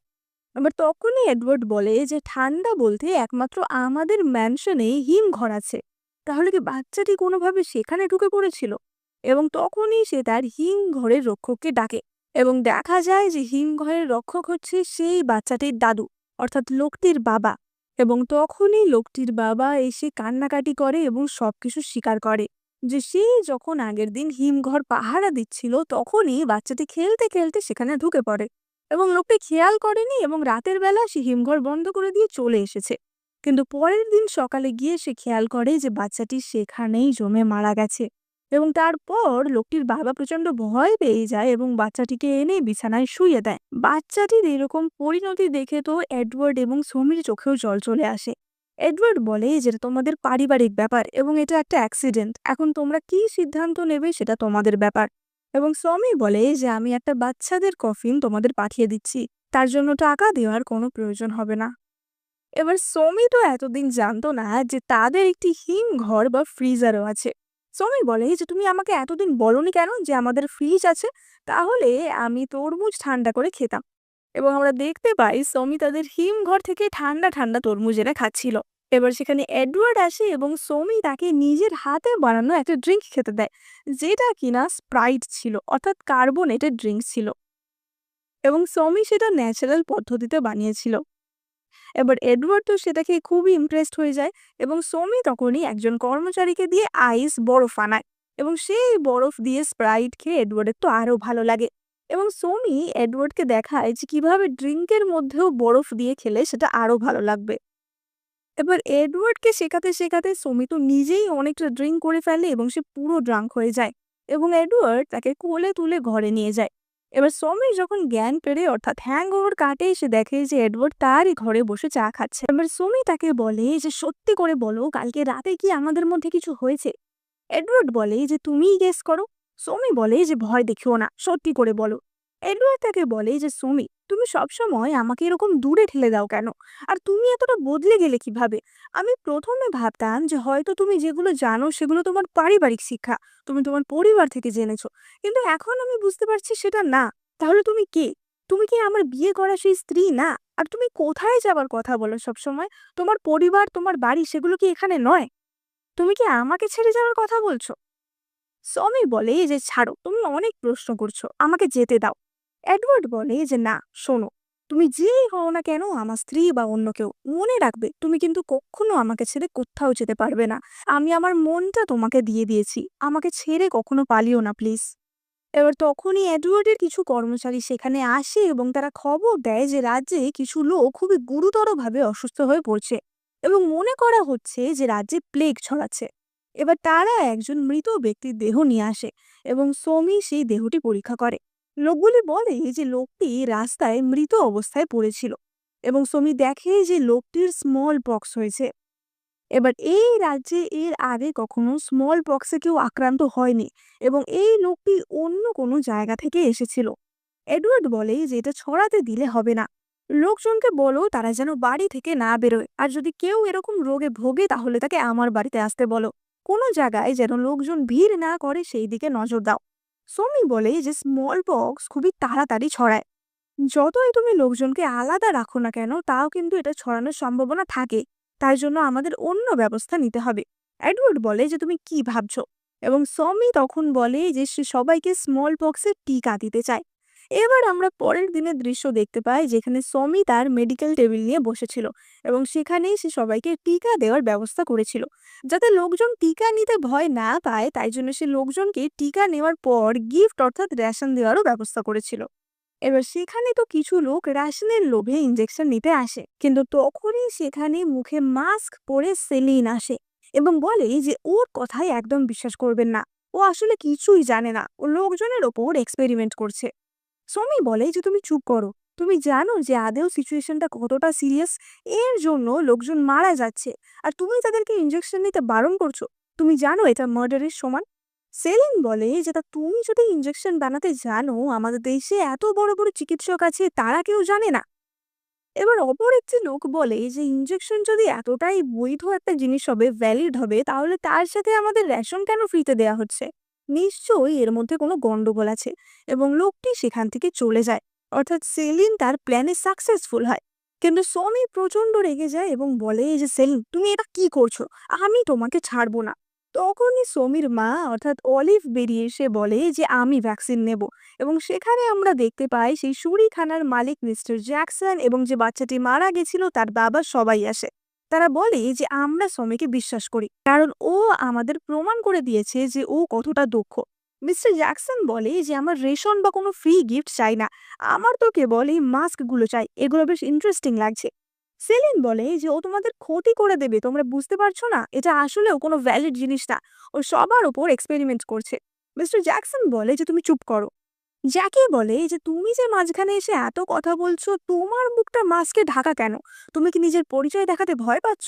এবার সঙ্গে সঙ্গে সমি সেলিনের মাস্কটা খুলে দেয় এবং দেখা যায় এই দিনে সেই চুলকানির পয়জনের ফলে তার মুখের অবস্থা তো খারাপ ছিল, এবং সমি সেলিনের মাস্ক খুলে দেওয়ার সাথে সাথেই সে তো সেখান থেকে পালিয়ে যায়। এবার পরবর্তী দৃশ্যে আমরা এডওয়ার্ড এবং তার দাদা, অর্থাৎ এই সাম্রাজ্যের মহারাজ জেমসকে দেখতে পাই, যারা কিনা এই স্মল পক্সের প্লেগ নিয়েই আলোচনা করছিল। জেমস বলে যে শুনছি তোমার বউ নাকি সবাইকে ভ্যাকসিন দিচ্ছে। এডওয়ার্ড বলে যে হ্যাঁ, আমরা ডাক্তারদের দিয়ে এটা পরীক্ষাও করিয়েছি, এই ভ্যাকসিনে কোনো সমস্যা হওয়ার কথা না। আর তাছাড়া কিভাবে এই রোগটা আটকানো যায়, কিভাবে এটা সারানো যাবে, সেই নিয়েও আমরা আলোচনা করছি, পরীক্ষা নিরীক্ষা করছি। কিন্তু তখনই জেমস রেগে গিয়ে বলে যে তোমার কি মাথা খারাপ হয়ে গেছে? তোমার স্ত্রী মানে সেও আমার পরিবারের একটা অংশ, আর রাজ পরিবারের অংশ হয়ে এইভাবে সাধারণ মানুষদের সাথে মিশবে, তাদের সাথে খোলামেলা ভাবে দেখা করবে, এটা কখনো হতে পারে না। জেমস বলে যে কিন্তু সমি সবার খেয়াল রাখতে চায়, ও সবার স্বাস্থ্যের ব্যাপারে খুবই চিন্তিত। ও নিজের এই রোগ হওয়ার কথা না ভেবে লোকজনকে সাহায্য করছে। আমার মনে হয় না ও খারাপ কিছু করছে। জেমস বলে যে আমি শুনেছি তোমার বউ নাকি ভীষণই রুড এবং বোল্ড, আর ও নাকি তোমার উপপত্নীর সাথেও খুব ঝামেলা করছে। তোমার বাড়িতে নাকি তোমার পারিবারিক অবস্থা ভীষণই খারাপ। এডওয়ার্ড বলে যে গুজবে কান দিও না দাদা, আমার বাড়ির অবস্থা আমি খুব ভালো করেই জানি, এবং আমি নিজের পরিবারের খেয়াল রাখতে পারবো। এই বলে এডওয়ার্ড জেমসকে বউ করে সেখান থেকে চলে যায়। জেমস তো রাগে ফুঁসছিল।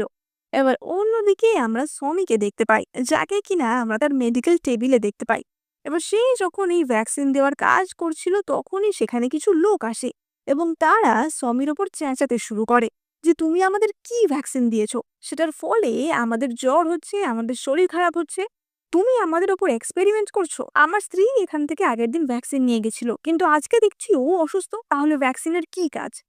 এবার সনি তখনই তার রেজিস্টার খাতাটি দিয়ে বলে যে এখানে যারা যারা ভ্যাকসিন নিয়েছে সবার নাম লেখা আছে, তোমার স্ত্রী কখন ভ্যাকসিন নিয়েছিল বলো। এবার লোকটি বলে যে ও 3টের সময় নিয়েছিল, কিন্তু তার পাশের লোকটি বলে যে না না, ও তো 5টার সময় নিয়েছিল। সমি বলে যে 5টার সময় তো আমি এখানে থাকেই না, তাহলে? এবার লোকগুলি বলতে থাকে তা না হলে কেন অসুস্থ হবে, তোমার এই ভ্যাকসিনের জন্যই অসুস্থ হয়েছে, আমাদের আরো চাল দাও ক্ষতিপূরণ হিসাবে, আর তেলও চাই আমাদের, না হলে আমরা সবাইকে বলবো যে তোমার ওষুধের জন্যই সবাই অসুস্থ হচ্ছে।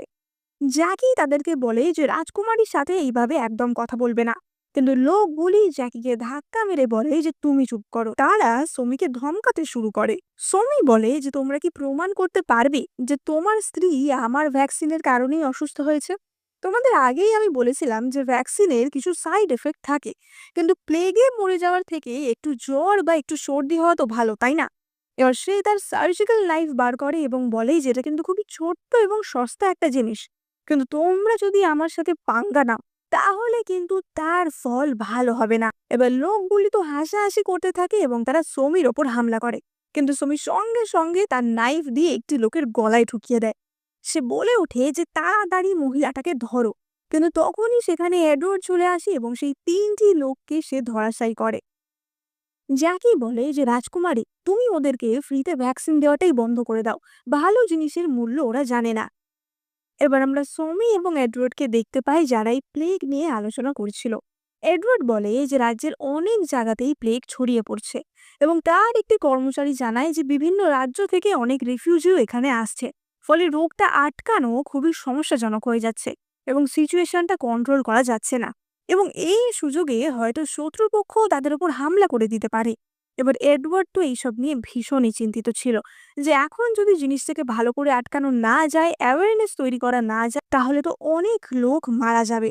এবার অপরদিকে আমরা সেলিনকেও দেখতে পাই, যার মুখের অবস্থা খুবই খারাপ ছিল, এবং তাকে তার বাবা দেখেও দূরে ঠেলে দেয়। আসলে সেলিনেরও স্মল পক্স হয়েছিল।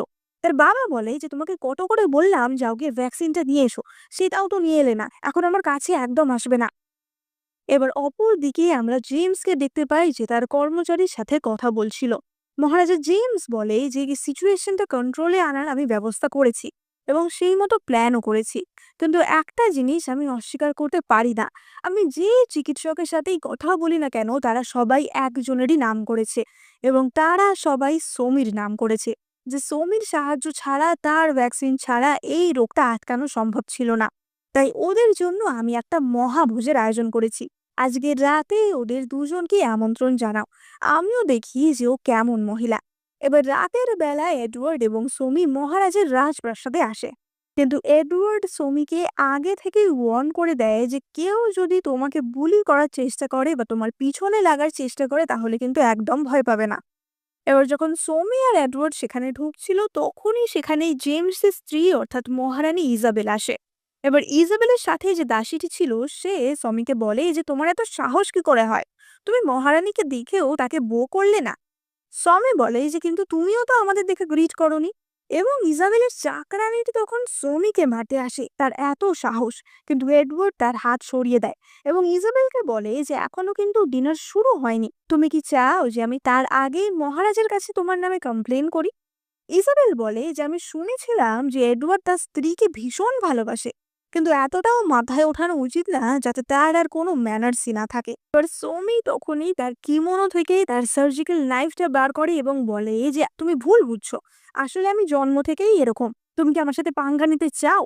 তখনই সৌমির দাসীটি বলে যে কেউ ওকে ধরো, ও রাজপ্রাসাদে একটা অস্ত্র নিয়ে ঢুকেছে। তখনই সেখানে জেমস এসে বলে যে চিন্তা করো না, আমি ওকে ওটা নিয়ে ঢোকার পারমিশন দিয়েছি। এবার জেমস আসার সাথে সাথে ইসাবেল ন্যাকা সেজে যায় এবং বলে যে মহারাজ আপনি, আসলে আমি ভাবছিলাম যে ও যদি কোনো অস্ত্র নিয়ে ঢোকে তাহলে ওরই না কোনো ক্ষতি হয়ে যায়। এবার তারা ডিনার টেবিলে বসে। ইজাবেলা জেমসকে বলে আমি শুনেছি যে সমি ভীষণই জ্ঞানী একজন মহিলা, তাহলে কি আমরা ওকে কিছু পারফর্ম করার কথা বলতে পারি? এডওয়ার্ড বলে যে তুমি কি আমাদের এখানে এই অপমান করতে দেখেছো? আমরা এখানে ডিনার করতে এসেছি, পারফর্ম করতে না। তোমরা যদি এরকমই করতে থাকো তাহলে আমরা এক্ষুনি চলে যাব। কিন্তু সমি তখনই উঠে দাঁড়িয়ে বলে যে হ্যাঁ আমি নিশ্চয়ই পারফর্ম করব, কিন্তু নাচ গান না, আমি তোমাদের মাছ মেরে দেখাবো। এবার এই কথা শুনে সবাই তো একটু অবাক হয়ে যায় এবং ইজাবেল বলে যে সত্যি এই ধরনের লো ক্লাস কথা আমি কখনো কারোর মুখে শুনিনি। কিন্তু জেমস বলে যে ঠিক আছে দেখাই যাক না যে ও কি করে। এবং সমি তখন বলে যে মাছটাকে আমি কিন্তু কোনো সাধারণ পদ্ধতিতে মারবো না, অর্থাৎ তার মুন্ডু কেটে বা অন্যভাবে না, আমি কেবলমাত্র আমার সার্জিক্যাল নাইফের একটা পয়েন্ট ব্যবহার করেই মাছটাকে মারবো। এবং সেটা শুধু মাছ না, যে কোনো মানুষ মারতেও কিন্তু সাহায্য করে। এবং সে শুধুমাত্র একটি কাটের মাধ্যমে মাছটিকে মেরে দেখায়, যেটা দেখে জেমস তো খুবই ইমপ্রেসড হয় এবং জেমস সমিকে বিভিন্ন পুরস্কার দিয়ে পুরস্কৃত করে। এবার তাতে তো ইজাবেলের হিংসা আরো 10 গুণ বেড়ে যায়। সে তার একটি দাসীকে সাইড ডেকে বলে যে এখনই ওকে নিয়ে গিয়ে আমাদের ভুতুড়ে ঘরটায় বন্দি করে দাও, আমিও দেখি এক রাত ওখানে থাকার পর ওর এই অ্যাটিটিউড থাকে কিনা। এবার দাসীটি স্বামীকে ড্রিঙ্ক সার্ভ করার সময় ইচ্ছা করে তার গায়ে ড্রিঙ্ক ফেলে দেয় এবং স্বামীকে বলে যে চলো আমি আপনাকে নিয়ে যাচ্ছি, পরিষ্কার করে দিচ্ছি জামাটা।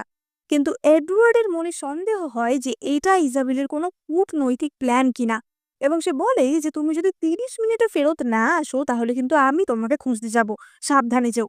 এবার সমি তার সাথে যেতেই দাসীটি সমিকে একটি ঘরে বন্ধ করে দেয় এবং সমি দেখে যে সেটা খুবই অন্ধকার ভুতুড়ে একটি ঘর। দাসীটি বলে যে তুমি এটাই ডিজার্ভ করো, এই ঘরে এক রাত থাকো, তাহলে যদি তোমার আচার ব্যবহার একটু ভালো হয়।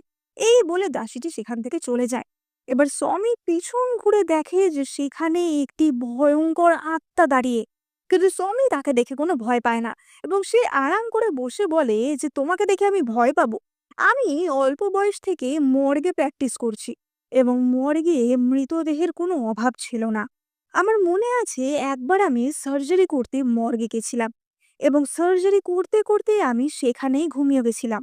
তারপর যখন আমার ঘুম ভাঙলো আমি দেখলাম আমার সামনে একটা মৃতদেহ এবং সেইটার নাম্বার ছিল 14 নাম্বার। কিন্তু আমাদের ঘরে তো 13টাই মৃতদেহ ছিল, তাহলে 14 নাম্বারটা কোথা থেকে এলো? এবার সমির এই ভূতুরে গল্প শুনে যে মেয়েটি ভূত সেজেছিল সে নিজেই ভয় পেয়ে যায় এবং সে চেঁচাতে শুরু করে দেয় যে আর বলো না, আমি এই ভূতুরে গল্প আর শুনতে চাই না, আমাকে এখান থেকে যেতে দাও। কিন্তু সমি তাকে ধরে বলে যে দাঁড়াও, গল্পটা এখনো শেষ হয়নি। মেয়েটি চেঁচাতে থাকে যে ইজাবেল রানী আমাকে বাঁচাও। সমি বলে যে ও কিন্তু এখন তোমাকে সাহায্য করবে না। এবার আত্মা সেজে থাকা মেয়েটি বলে যে তুমি ওর সাথে পাঙ্গা নিও না, তাহলে কিন্তু ও তোমাকেও মেরে এখানে পুঁতে দেবে।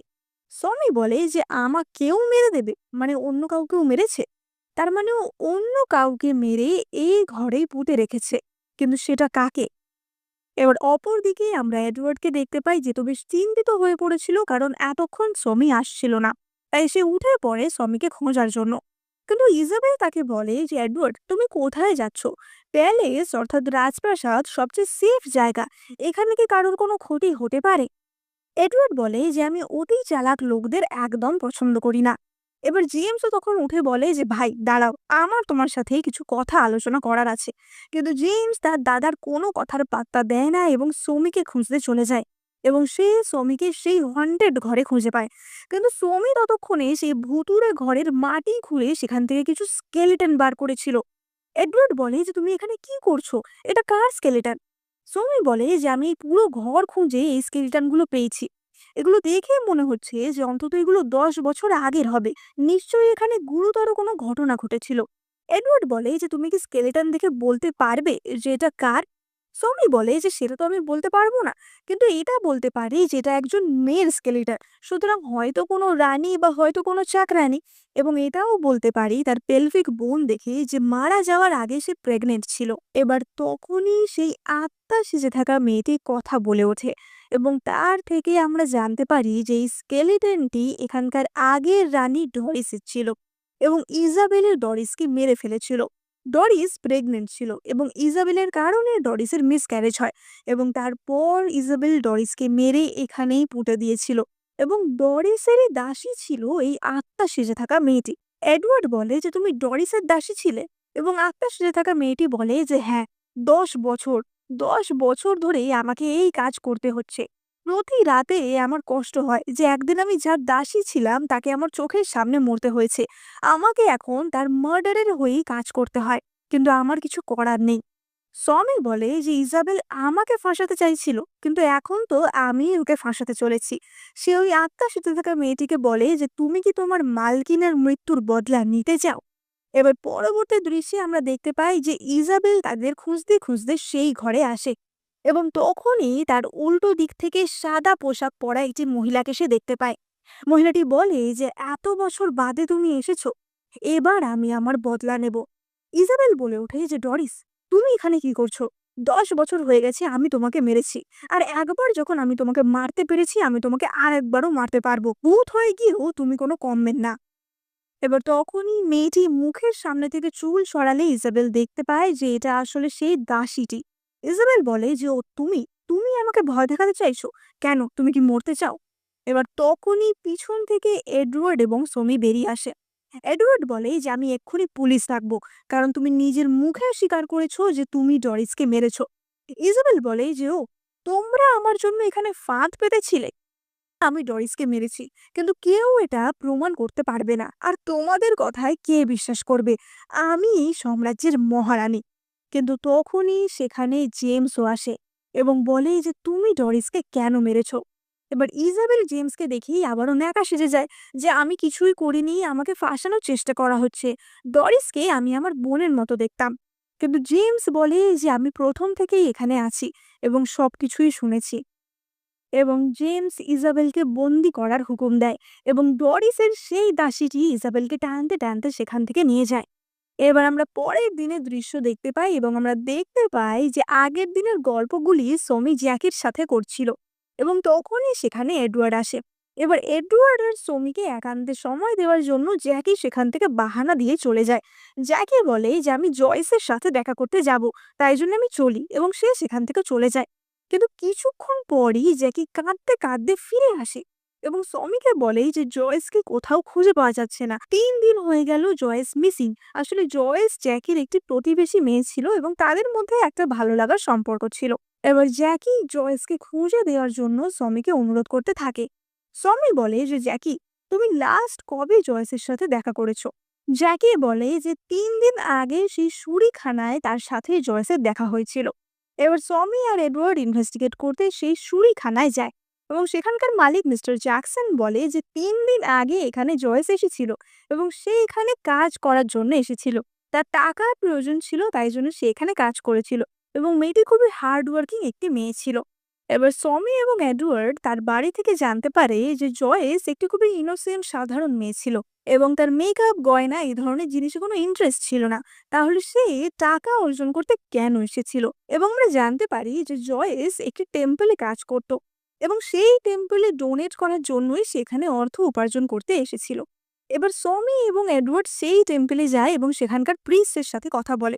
এবার প্রিস্টে বলে যে জয়েস তো খুবই ভালো মেয়ে ছিল, এবং সে আমাদের টেম্পলে অনেক টাকা ডোনেটও করেছিল। কিন্তু তারপর ও কোথায় গেল সেই ব্যাপারে আমি তো কিছু জানি না। এবার সমি প্রিস্টিকে আরো কিছু জিজ্ঞাসা করতে যাচ্ছিল, কিন্তু এডওয়ার্ড আর কিছু জিজ্ঞাসা না করে তাকে নিয়ে সেখান থেকে চলে আসে।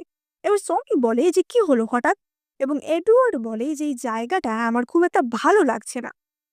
এডওয়ার্ড বলে যে এদের মন্দিরের যে লোগোটা সেটা দেখে কোনো ধার্মিক চিহ্ন মনে হতে পারে, কিন্তু এর মানে সম্পূর্ণ উল্টো। সমি বলে যে তাহলে কি ওরা কোনো কাল্ট বা গুপ্ত সমিতি চালাচ্ছে, এবং তারা সেই মন্দিরের ওপর লুকিয়ে লুকিয়ে নজর রাখে। এবার রাতের বেলা তারা দেখে যে দুটি কালো পোশাক পরা লোক একটি মেয়েকে হাত মুখ বেঁধে কোথাও নিয়ে যাচ্ছে। এবার জয়েস লোকগুলিকে বলে যে আমি কি একটু ওয়াশরুম যেতে পারি। আসলে হয়তো সে পালানোর কথা ভাবছিল বা কিছু, কিন্তু লোকগুলি বলে যে একদমই না, তোমাকে এখন পবিত্র থাকতে হবে, আমাদের গডের কাছে তোমাকে বলিদান দেয়া হবে। কিন্তু অপর একটি লোক জয়েসকে খুবই অসভ্য অসভ্য কথা বলতে শুরু করে। এবার এই সব দেখে সোমি আর থাকতে পারে না এবং সে ছুটতে গিয়ে তার নাইফটি সেই লোকটির গলায় বসিয়ে দেয়, এবং এডওয়ার্ড এসে অপর লোকটিকে রদ্দা মেরে অজ্ঞান করে দেয়। এবার জয়েস তো তাদের থ্যাংক ইউ জানায়, কিন্তু ততক্ষণে তারা শুনতে পায় যে অপর একটি লোকের পদধ্বনি শোনা যাচ্ছে, অর্থাৎ তাদের দলের অপর একটি লোক আসছে, এবং তারা সঙ্গে সঙ্গে জামা কাপড় বদলে নেয়। সমি জয়েসের জামাটি পরে নেয় এবং এডওয়ার্ড সেই কালো জব্বাটি পরে নেয়। এবার তাদের দলের অর্থাৎ এই কাল্টের অপর একটি লোক এসে বলে যে তোমরা এত দেরি করছো কেন, তোমরা জানো না আজকে একজন ইম্পর্টেন্ট মিনিস্টার আসবে, তোমার সাথে যে অন্য লোকটা ছিল সে কোথায় গেল। এডওয়ার্ড বলে যে ও মনে হয় টয়লেটে গেছে। এবার এডওয়ার্ড সমিকে নিয়ে এই কাল্টের যেখানে কাজকর্ম গুপ্ত কাজকর্ম হচ্ছিল সেখানে আসে, এবং সেখানে সেই প্রিস্টটি ছিল। সে বলে যে তোমরা এত দেরি করলে কেন, তুমি জানো না এই মেয়েটিকে জ্বালিয়ে আমরা জীবনের অমৃত বা এলিক্সির অফ লাইফ কালেক্ট করব। এবার তখনই সেখানে তাদের সেই দিনের প্রধান অতিথি অর্থাৎ সেই স্পেশাল মিনিস্টার অ্যালান উইকি আসে। অ্যালান বলে যে তোমাদের সবকিছু রেডি তো, আমি এই এলিক্সিরটা মহারাজা জেমসকে দিতে চাই, তাড়াতাড়ি রিচুয়ালটা কমপ্লিট করো, তাহলে তোমরা অনেক পুরস্কার পাবে। প্রিস্টটি বলে যে হ্যাঁ, মহিলাটিকে জ্বালানোর পরে আমাদের এই রিচুয়াল কমপ্লিট হবে।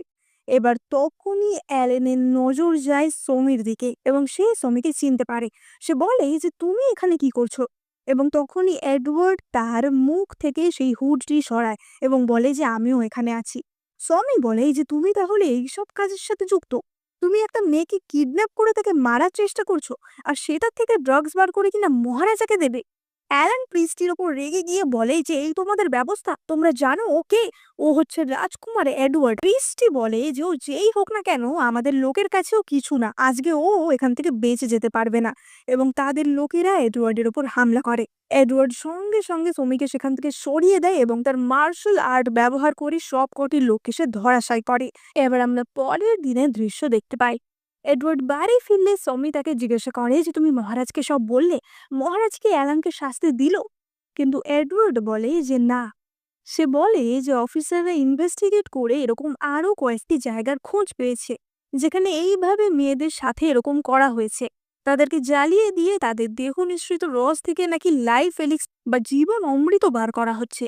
এবং তারপরেও সবকিছু মহারাজকে জানানোর পর মহারাজ সেই সব কিছুকে খারিজ করে দিয়েছে, এমনকি মহারাজ অ্যালানকেও কোনো শাস্তি দেননি।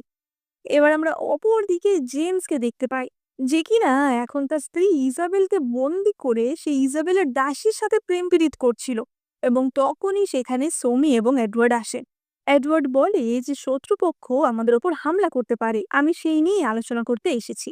কিন্তু জেমস বলে যে সেই দায়িত্ব আমি পুলিশ আর অ্যালানের ওপর দিয়েছি, তোমার সাথে সেই নিয়ে আলোচনা করার কোনো প্রয়োজন আমার নেই। এডওয়ার্ড বলে যে কিন্তু অ্যালান একটা শয়তান কাল্টের সাথে যুক্ত, ওর জন্য এত কটা প্রাণ গেছে, তাহলে ওর উপর এত বড় দায়িত্ব কি করে দেয়া হলো। সমি তখনই বলে যে মহারাজ, একটা কথা সরাসরি বলি, আপনি কি ওদের তৈরি সেই ড্রাগস বা সেই এলিক্সার গ্রহণ করেছেন। জেমস বলে যে সেই বিষয়ে আমি কিছু বলতে চাই না। সমি বলে যে আপনি কি ভাবছেন, এই এলিক্সার গ্রহণ করলে আপনার জীবন সীমা অনেক বেড়ে যাবে। জেমস বলে যে আমি এই বিষয়ে তোমার সাথে কোনো আলোচনা করতে চাই না। সমি বলে যে তাহলে আপনি আমাকে সেই এলিক্সারটি দেখান, আমি তার ইনগ্রেডিয়েন্টস দেখেই বলে দিতে পারি যে আপনার সাথে কি হতে চলেছে। আপনি 1 বছরের মধ্যেই মারা যাবেন যদি আপনি ওটা খেয়ে থাকেন। এবার জেমস তো এই কথা শুনে খুবই রেগে যায় এবং বলে যে তুমি কে, হ্যাঁ, যে তুমি আমার সাথে এইভাবে কথা বলছো, তোমার এত সাহস হয় কি করে। এডওয়ার্ডও বলে যে দাদা তুমি ওর কথা শোনো, এটাতে তোমারই ক্ষতি হতে পারে। কিন্তু জেমস তার উপর রেগে গিয়ে বলে যে আমি ওর কথা কেন শুনবো, আমি খুব ভালো করেই জানি যে আমার সাথে কি হবে। স্বামী তোমার স্ত্রী বলে আমি ওকে কোনো শাস্তি দিচ্ছি না, তোমরা এক্ষুনি এখান থেকে চলে যাও। স্বামী তখনই বলে এই যে মহারাজ, আপনার কি এই কদিনে খিদে বেশ কমে গেছে, আপনার হার্ট বিট স্লো হয়ে গেছে, আপনার কি আলোতে খুব সমস্যা হচ্ছে? এবার এই সব সিমটমসই জেমসের সাথে মিলে যাচ্ছিল। সে বলে এই যে তুমি কি করে জানলে এইসব, কে বলেছে তোমাকে? স্বামী বলে যে আপনি এখনই ভালোই ভালোই আমাকে সব সিমটমস বলুন, তাহলে কিন্তু আমি আপনাকে সাহায্য করতে পারবো, না হলে কিন্তু অনেক দেরি হয়ে যাবে। এবার অ্যালান জেমসকে যে ড্রাগসটি দিয়েছিল বা যে এডিক্সারটি দিয়েছিল বলা যায়, সেটা স্বামী পরীক্ষা করে দেখে। এবার স্বামী বলে যে এই পিলটা খুব একটা টক্সিক না, কিন্তু এটা ড্রাগের মতো অ্যাডিকটিভ একটা পিল। জেমস বলে যে এই পিলটা 1 মাস আগে আমাকে অ্যালান দিয়েছিল, আমি তখন অতটা পাত্তা দিইনি, কিন্তু এরপর ইজাবেলাই আমাকে এই ড্রাগটা নিতে বলে, এবং আমি তখনও বেশি না পাত্তা দেওয়ায় ইজাবেল ঘরেতে যে ধূপ জ্বলতো তার মধ্যে ড্রাগসটা মিশিয়ে দেয়। ফলে মহারাজ সেটা ইনহেল করতে থাকে, এবং এটা একটা নেশা টাইপের ড্রাগস ছিল, যার ফলে মহারাজের ওই নেশাটা হয়ে যায়। এটা আসলে জীবনসীমা বৃদ্ধি করার জন্য, বয়স অনেকদিন বাঁচার জন্য এমন নয়, এটা আসলে মহারাজকে তাড়াতাড়ি মেরে ফেলার জন্য। অ্যালান বলেছিল যে এই ওষুধটা খেলে মহারাজ অনেকদিন বেশি বাঁচবেন এবং তিনি ভগবানের পর্যায়ে চলে যাবেন। এই যে সিমটম গুলো তার দেখা যাচ্ছে, এগুলো খুবই টেম্পোরারি, কিছুদিন পরে সেগুলো ঠিক হয়ে যাবে। সমি বলে যে একদমই বাজে কথা, এই ড্রাগগুলো নিতে থাকলে আপনি অ্যাডিক্টেড হয়ে পড়বেন এবং 1 বছরের মধ্যে আপনি সত্যিই ভগবানের কাছে পৌঁছে যাবেন। আরেকটাও জিনিস, এই ড্রাগগুলি ব্যবহারের ফলে পৌরস্ত্যহীনতাও দেখা যেতে পারে, যার কারণে হয়তো জেমস কোনোদিন আর বাবাই হতে পারবে না। সমি বলে যে আপনাকে এরকম অবস্থা থেকে আমি বাঁচাতে পারবো। এবার আমরা পরের দিনের দৃশ্য দেখি এবং আমরা দেখতে পাই যে সমি খুব মজা করে ফ্রাইড চিকেন খাচ্ছিল এবং এডওয়ার্ড এসে তার হাত মুছিয়ে দেয়। এডওয়ার্ড তাকে খবর দেয় যে মহারাজ জেমস এখন অনেকটা স্টেবল স্টেটে আছে এবং অ্যালানকে পুলিশ ধরে নিয়ে গেছে। সমি বলে যে দারুণ ব্যাপার, তোমরা দুই ভাই মিলে খুবই ভালো একটা কাজ করেছো, তোমাদের একটা বড় শত্রুকে তোমাদের মধ্যে থেকে সরিয়েছো। এবার তখন এডওয়ার্ড বলে যে আমরা দুজন একসাথে, আসলে কিন্তু আমাদের মধ্যে অতটাও ভালো সম্পর্ক না। সমি বলে যে কিন্তু কেন?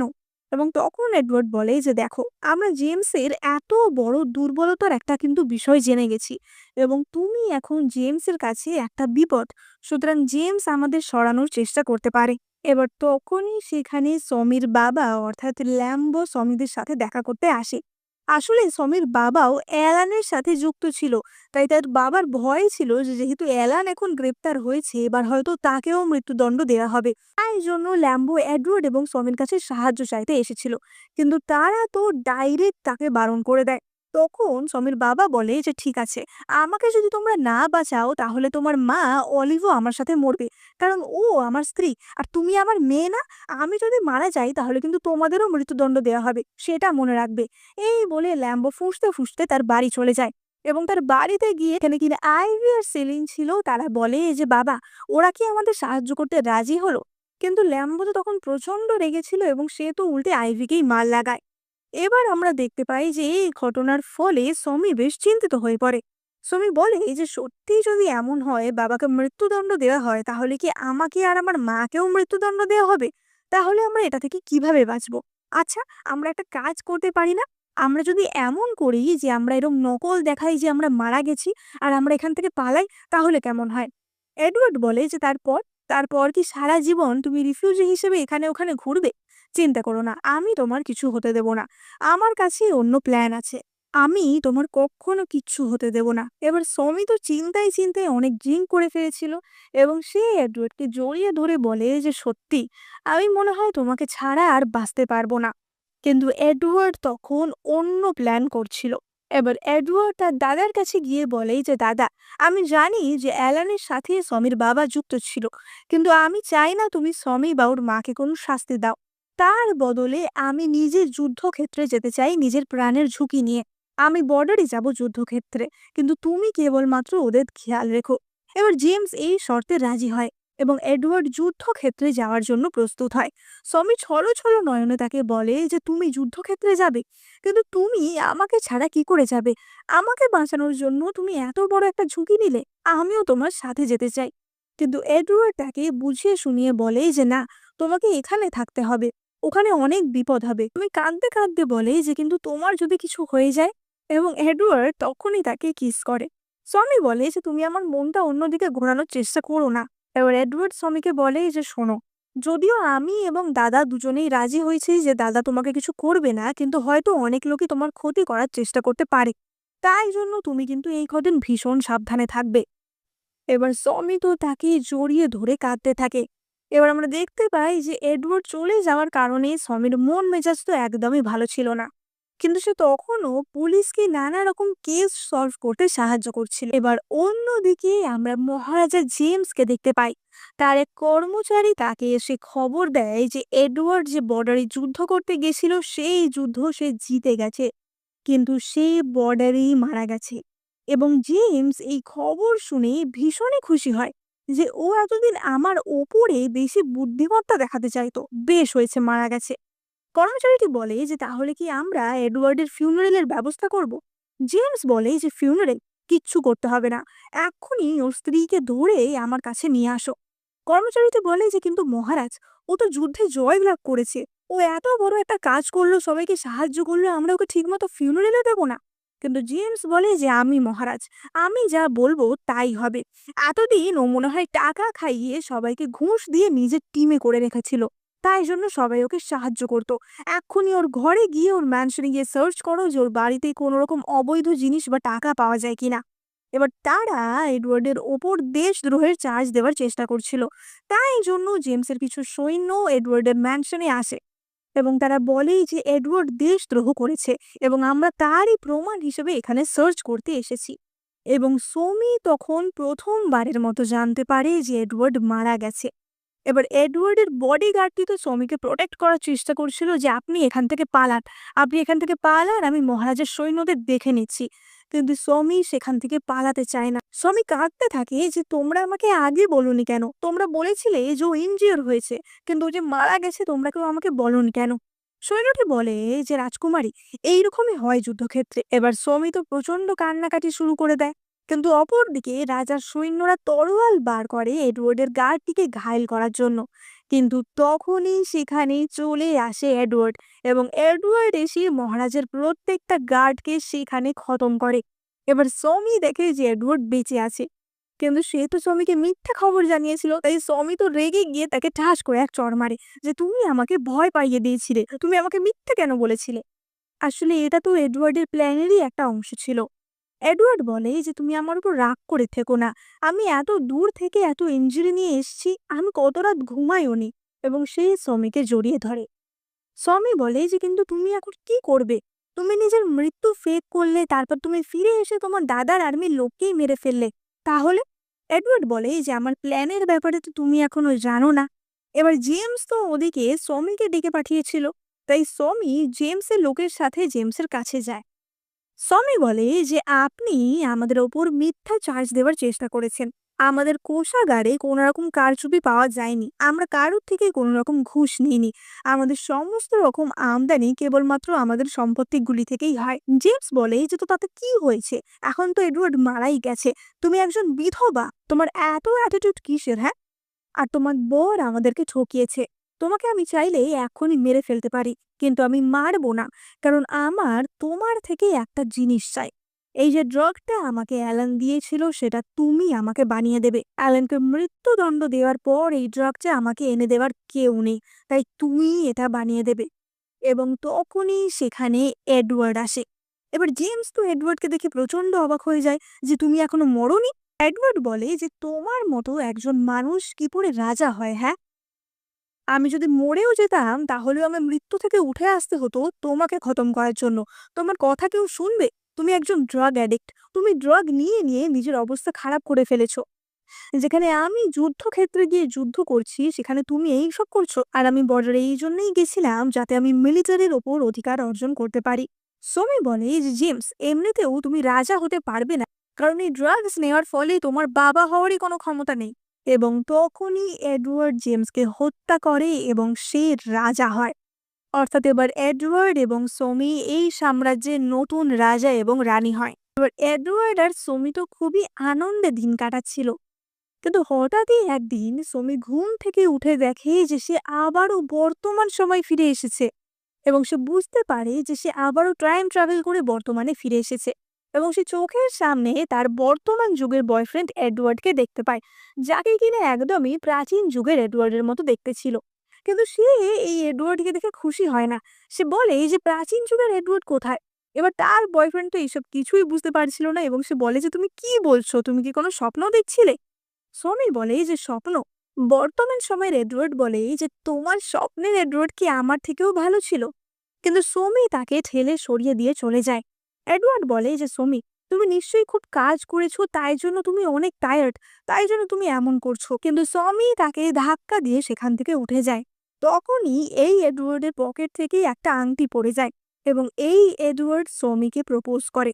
কিন্তু সমি বলে যে চলে যাও তুমি এখান থেকে, আমি তোমাকে চাই না। এবং তখনই তার ঘুম ভাঙে আবারও অতীতে এবং সে দেখে সে তো এডওয়ার্ডের পাশেই শুয়ে আছে, অর্থাৎ রাজা এডওয়ার্ডের পাশে শুয়ে আছে। এবং সমি বুঝতে পারে যে তার মানে সে সত্যিই আর মডার্ন যুগে ফিরে যেতে চায় না। এই প্রাচীন যুগ, এই রাজা এডওয়ার্ডই এখন তার ভালোবাসা এবং সে এই দুনিয়ায় থাকতে চায়। সে রিয়েলাইজ করে যে সে এই এডওয়ার্ডকে কতটা ভালোবাসে এবং সে এডওয়ার্ডকে তার মডার্ন যুগের গল্প শোনাতে থাকে। এবার আমরা পরবর্তী দৃশ্যে দেখতে পাই যে সমি এবং এডওয়ার্ড তাদের কফিন শপে ফিরে আসে এবং সেখানে একটি মৃতদেহ এসেছিল যেটি কিনা জলে পড়ে যাওয়ার ফলে ফুলে গেছিল। কিন্তু সমীর সেই দেহটি অটোপসি করার সময় বমি চলে আসে এবং তার হয়ে এডওয়ার্ড তাকে সাহায্য করে। সমি বলে যে আমি এতদিন ধরে এই কাজ করছি, আমি মর্গে এত সময় কাটিয়েছি, কোনোদিন আমার বমি পাইনি, আজ হঠাৎ এমন কেন হলো?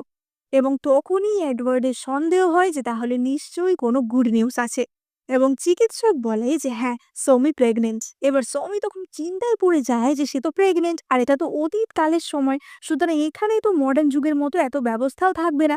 এবং সে বলে যে এডওয়ার্ড, আমি তোমাকে সবকিছু শিখিয়ে দেবো কিভাবে কি করতে হয়, তোমাকেই কিন্তু আমার খেয়াল রাখতে হবে। এবার আমরা দেখতে পাই যে সমির যমজ বাচ্চা হয় এবং সে আর এডওয়ার্ড তো ভীষণই খুশি ছিল এবং এইভাবেই তারা সুখে তাদের বাচ্চাদের নিয়ে দিন কাটাতে থাকে। অর্থাৎ মডার্ন যুগের সমি প্রাচীন যুগে গিয়ে তার ভালোবাসাকে খুঁজে পায় এবং এখানেই আমাদের গল্পের হ্যাপি এন্ডিং হয়। তো তোমরা কমেন্ট করে জানাও যে তোমাদের কাছে যদি এমন টাইম ট্রাভেলের সুযোগ থাকতো, তোমরা কি এরকম প্রাচীন কালে গিয়ে থাকতে পারতে? আর এই ড্রামাটা তোমাদের কেমন লাগলো সেটাও কিন্তু কমেন্ট করতে একদম ভুলো না। এই চ্যানেলে আমি তোমাদের জন্য নানা রকম চাইনিজ ড্রামা এক্সপ্লেন করে থাকি, তাই তোমরা লাইক, কমেন্ট, শেয়ার, সাবস্ক্রাইব করে আমার পাশে থাকো। সাবস্ক্রাইব করলে আমার খুবই ভালো লাগবে। দেখা হবে পরের ভিডিওতে।